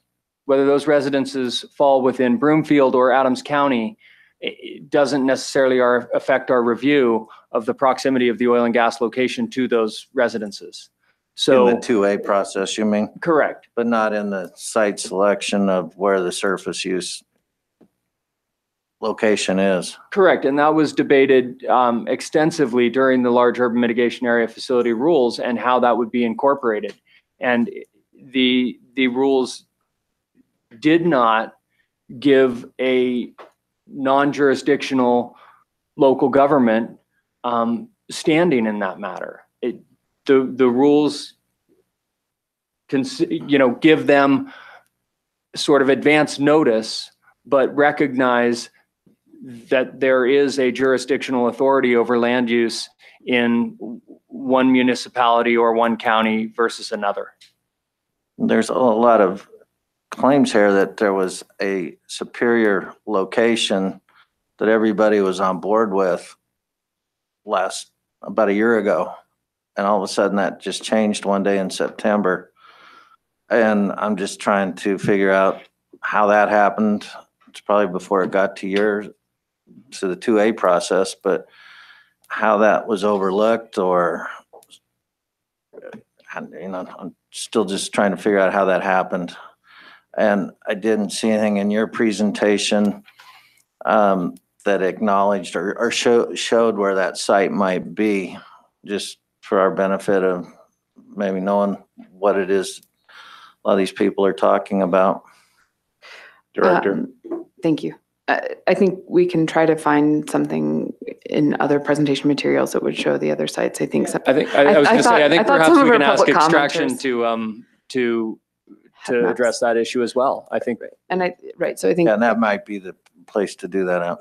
But I would, for those who are interested in the discussion that resulted from the governor's task force on this question of engaging proximate local governments, not all of you had the opportunity to work through that with me and some of the other staff. But this question of what proximate local governments should receive notice of a proposed oil and gas location came up, and discussions were had ranging from a proximate local government within 1,000 feet of a proposed location within a half a mile, or even 1 mile of a proposed large urban mitigation area facility.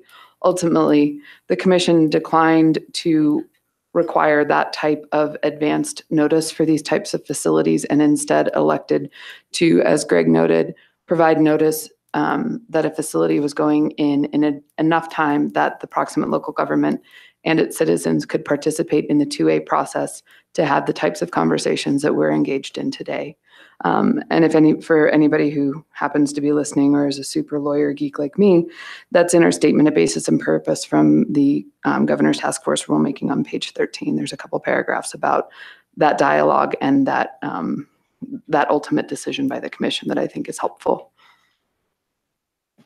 And if the affected parties could get some relief from having their voice heard at the 2A process, that would be wonderful, but I'm not sure that's happening. I also think that MOU is a great thing. It's great that Broomfield was on board with it, but maybe not at the expense of starting a border war with Adams County.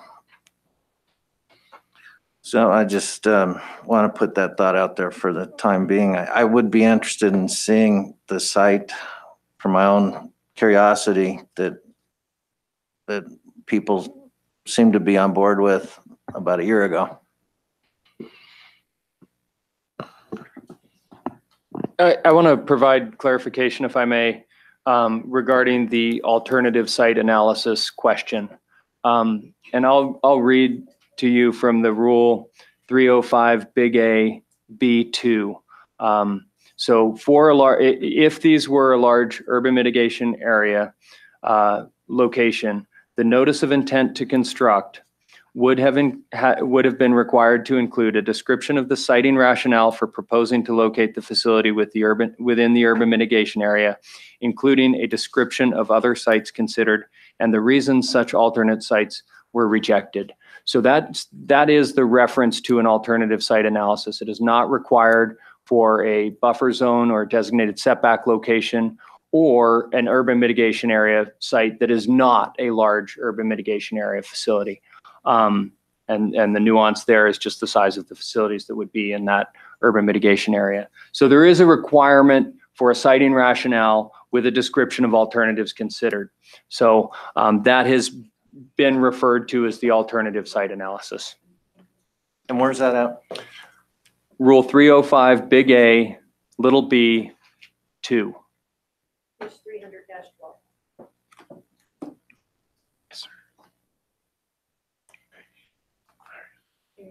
Yes, Commissioner Hager. Well, are you okay for the moment? I am. All right, Commissioner Hager. Okay, just a couple of questions. So a siting rationale that you just quoted is fairly equivalent to an alternative site analysis, the requirements in there. And you received a siting rationale.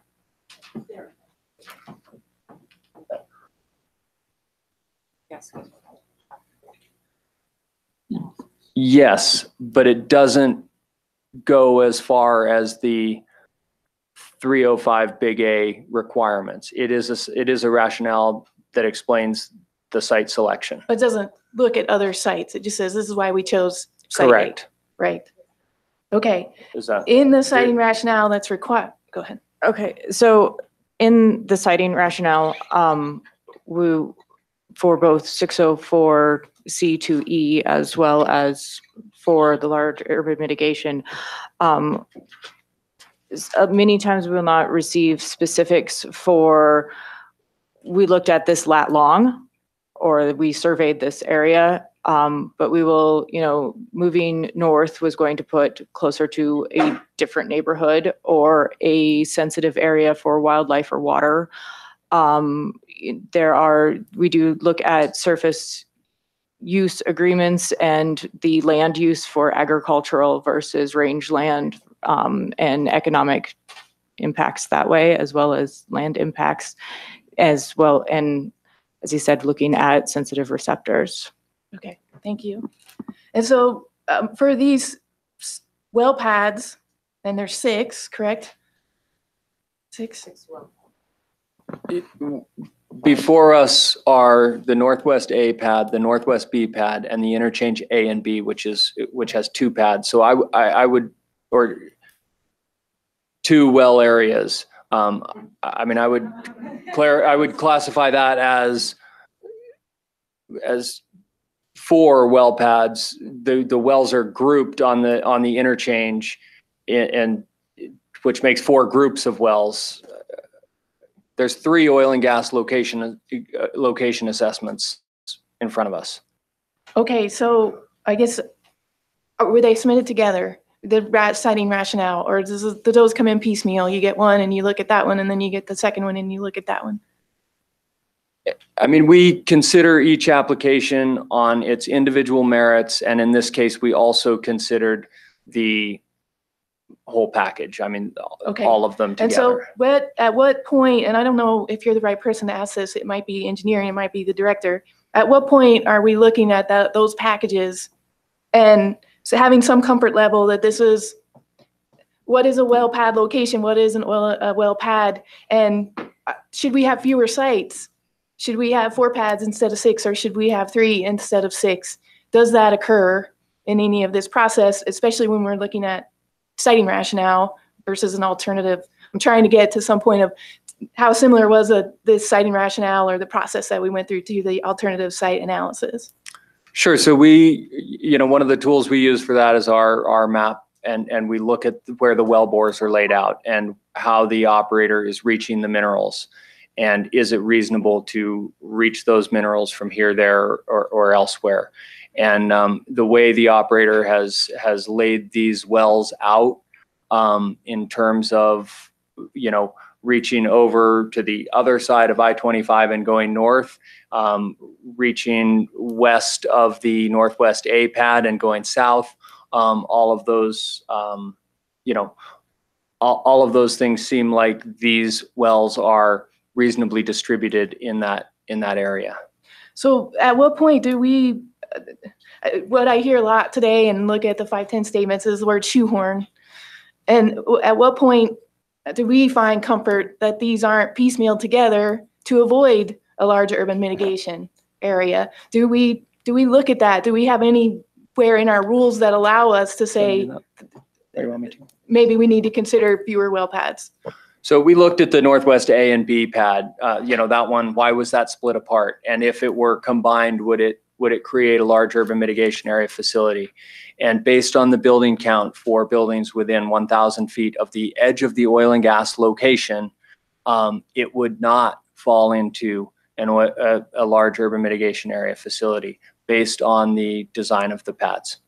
Okay. We have also required surveys of these pads to make sure they build them as designed. Okay.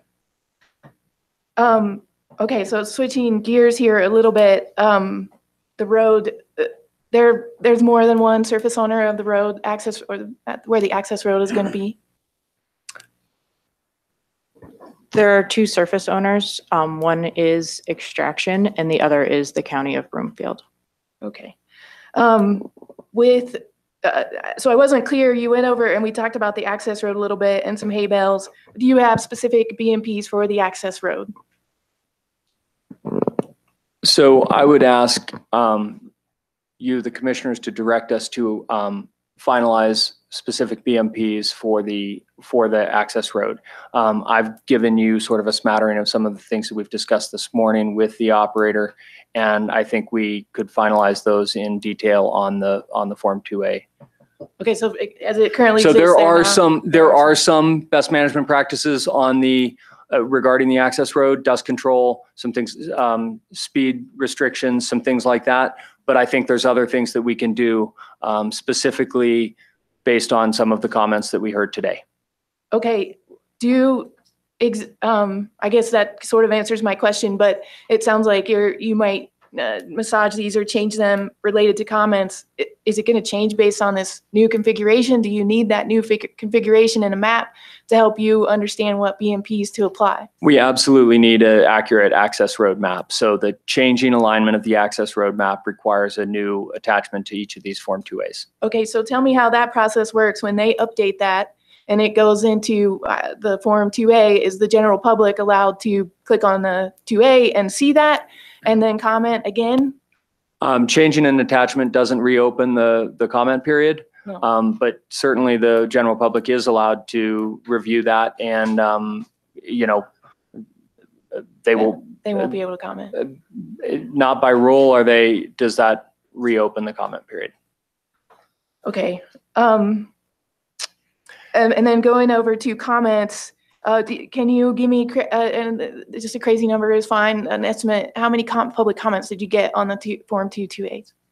I believe there was 91 on the interchange A and B, and in the 50s on the Northwest A and B. And do you know, did Adams County, as a local government comment? Yes, we received comment from Adams capacity? County, yes. Yes. And do you know how many of the other were the majority of the comments from residents of Adams County? Yes, they were. In fact, we often receive comments from people who are not proximate to the location. And in this case, we did receive, I guess I would characterize it as the majority appeared to be within those neighborhoods to the south. And in fact, we also, we know that some of the comments, some people made multiple comments, some people commented on each form. So to say that there was, a couple hundred commenters wouldn't be the case, and some of the comments were duplicated on each form. So we consider all of that when we review them. Yeah, and just to be clear, every comment receives a response. No. No. It's not been contemplated, and if you go back to the statement of basis and purpose written in 2008 for the Form 2A, it's not been contemplated that we respond directly to each commenter. That said, each comment is considered, reviewed, analyzed, and determined whether or not we need to add additional protections or develop conditions of approval based on that comment. Okay. Okay, that's all I have right now. Thanks. Mr. Boygan. Mr. Chair, if I could follow that up with a couple of things. First, I'll just tag on to the response you just gave, Commissioner Agard. I noticed in the 2A packages, you had a document which summarized by category public comments that were received and how you addressed each of those categories of comments in the Form 2A. So in that sense, you did actually respond to the comments. You just didn't do that individually by comment, but you did it by category or substance. That is correct, and I appreciate you noting that. In fact, to me, it was impressive that you did actually summarize, you listed all the comments that you got, just summarized the gist of each comment, and then you prepared a pretty detailed analysis of how you responded to those comments. That said, there wasn't much you said about the road, because I think you construed your jurisdiction and responsibility to be pretty limited for the road, which I'm going to come back to. But on this issue of large UMA facility, as you point out, the rule does require a description of the siting rationale. Then it goes on to say that there also has to be an offer to consult with the local government with land use authority over the proposed location to seek agreement regarding siting the large UMA facility, considering alternative locations and potential best management practices. And then there's more material about the process of engaging with the local government that has land use authority over the proposed large UMA facility. And I think what you would say is that that's Broomfield, that Adams County has no even under the rule, if the rule applied, if this were considered a large UMA facility, there'd be no provision in the rule for initiating a consultation process with Adams County and discussing alternative siting. Is that correct? That's correct. Okay, so I think you've addressed most of the questions that I had about the road. The road, to me, is the focus of a lot of concern. And so I think I'm hearing you say that you're going to take another look at what you can do, probably in conjunction with the operator, to address some of those issues. But the main issue, of course, is the fact that the road is there and there will be lots of traffic on that road with a lot of trucks and noise and everything else that comes with having intense traffic. So I guess I'd like to defer some of that discussion to the operator when the operator presents, and I don't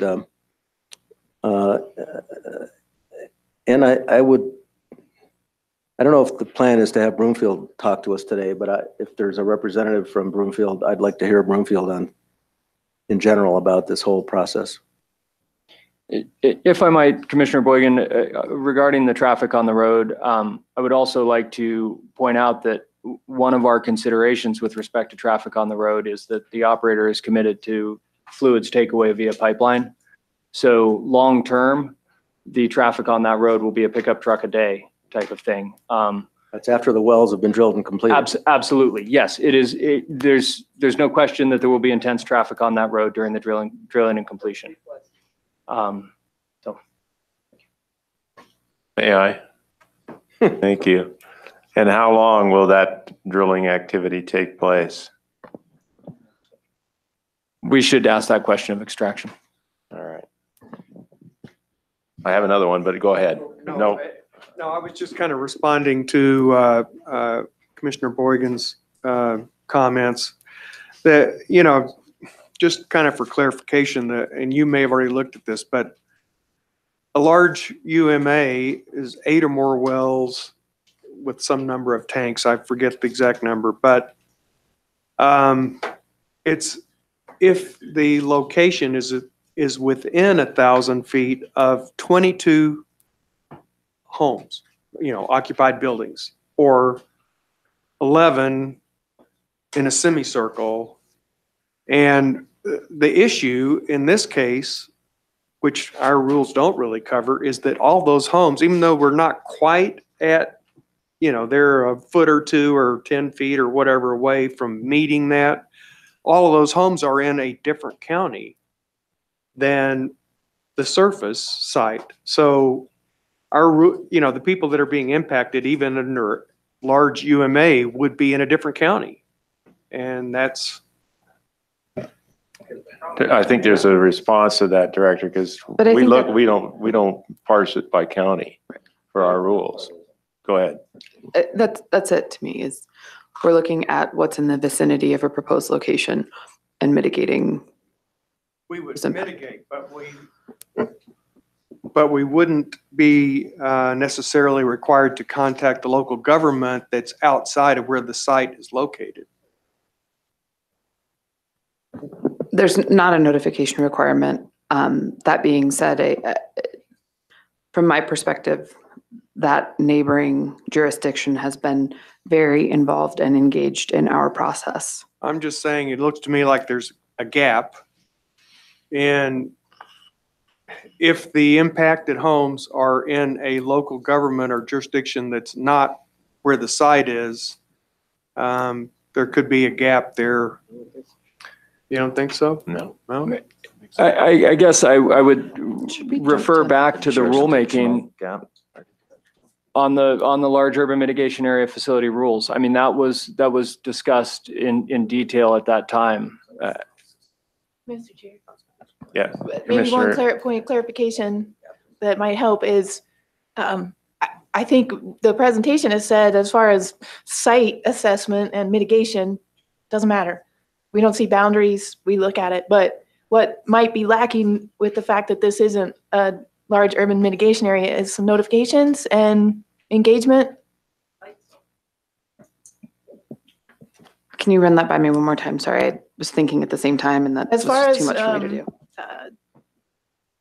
What we've done or what staff has done thus far, it doesn't matter if it was it's the same as if it had been a large urban mitigation area. We don't look at site boundaries. We're just looking for net effects on public health, environment. No boundaries matter. And we've got a lot of mitigation in there that would fall under the large urban mitigation area rules. But what's missing by not having this be ILUMA is some notification and opportunities for local government to participate. And when I say local government, I mean the adjacent one where we do look at boundaries. I think the notice was missing, right? A notice. And because as Greg recounted, Adams County has participated in the discussion around the mitigation measures and commented, and the rules don't elevate a neighboring jurisdiction if it is ILUMA to some sort of standing or some sort of additional process requirements. It is more a directive to staff to consider those comments, and that's, I think, what we have done. So great. Thank you. Was there anything else you had to, you started to say something earlier. Was there something else? I was wondering if it'd be appropriate to hear from Adams at this point. To do what? If it would be appropriate to hear from Adams County at this point. I had one question, and I'm also wondering about, do we break for lunch before we hear from Adams County? So being that it's 12:30, would that be appropriate to do that, commissioners? Okay, so my last question, and this, it ties a bit to this alternative analysis, because you come in and said that obviously no Form 2As were prepared on the original paths, because we heard a lot about that earlier today, and you clarified that. What's interesting to me is there is this document about alternative site analysis within our materials. There was a statement in here that says no wells would be drilled within 1,000 feet of Adams County homes. Yet this morning in the public comment, there was a comment made that said the original pads were, the closest home was something like 1,300 or 1,800 feet away, which obviously you're not going to have that opportunity to see that, but I'm hopeful that perhaps extraction can address that. So this is a bit more of a comment than a question, unless you happen to see anything related to that. I'd leave that as a comment. Okay, so we'll look forward to extraction providing us a little more information on, because we heard an awful lot this morning about, including the comment that said the developer said they were fine with the original pads, and it seems like everything fit. You said that they, in all likelihood, those would have passed our 2A process. So I'd really like to hear a little more around what led to this, what appears certainly to Adams County as being a last minute change, and what went into that process. So with that, how much time do we want for lunch today? Commissioners, half hour? Try to get us a little closer to being back on schedule. All right, so reconvene at 1 p.m. with Adams County. Thank you.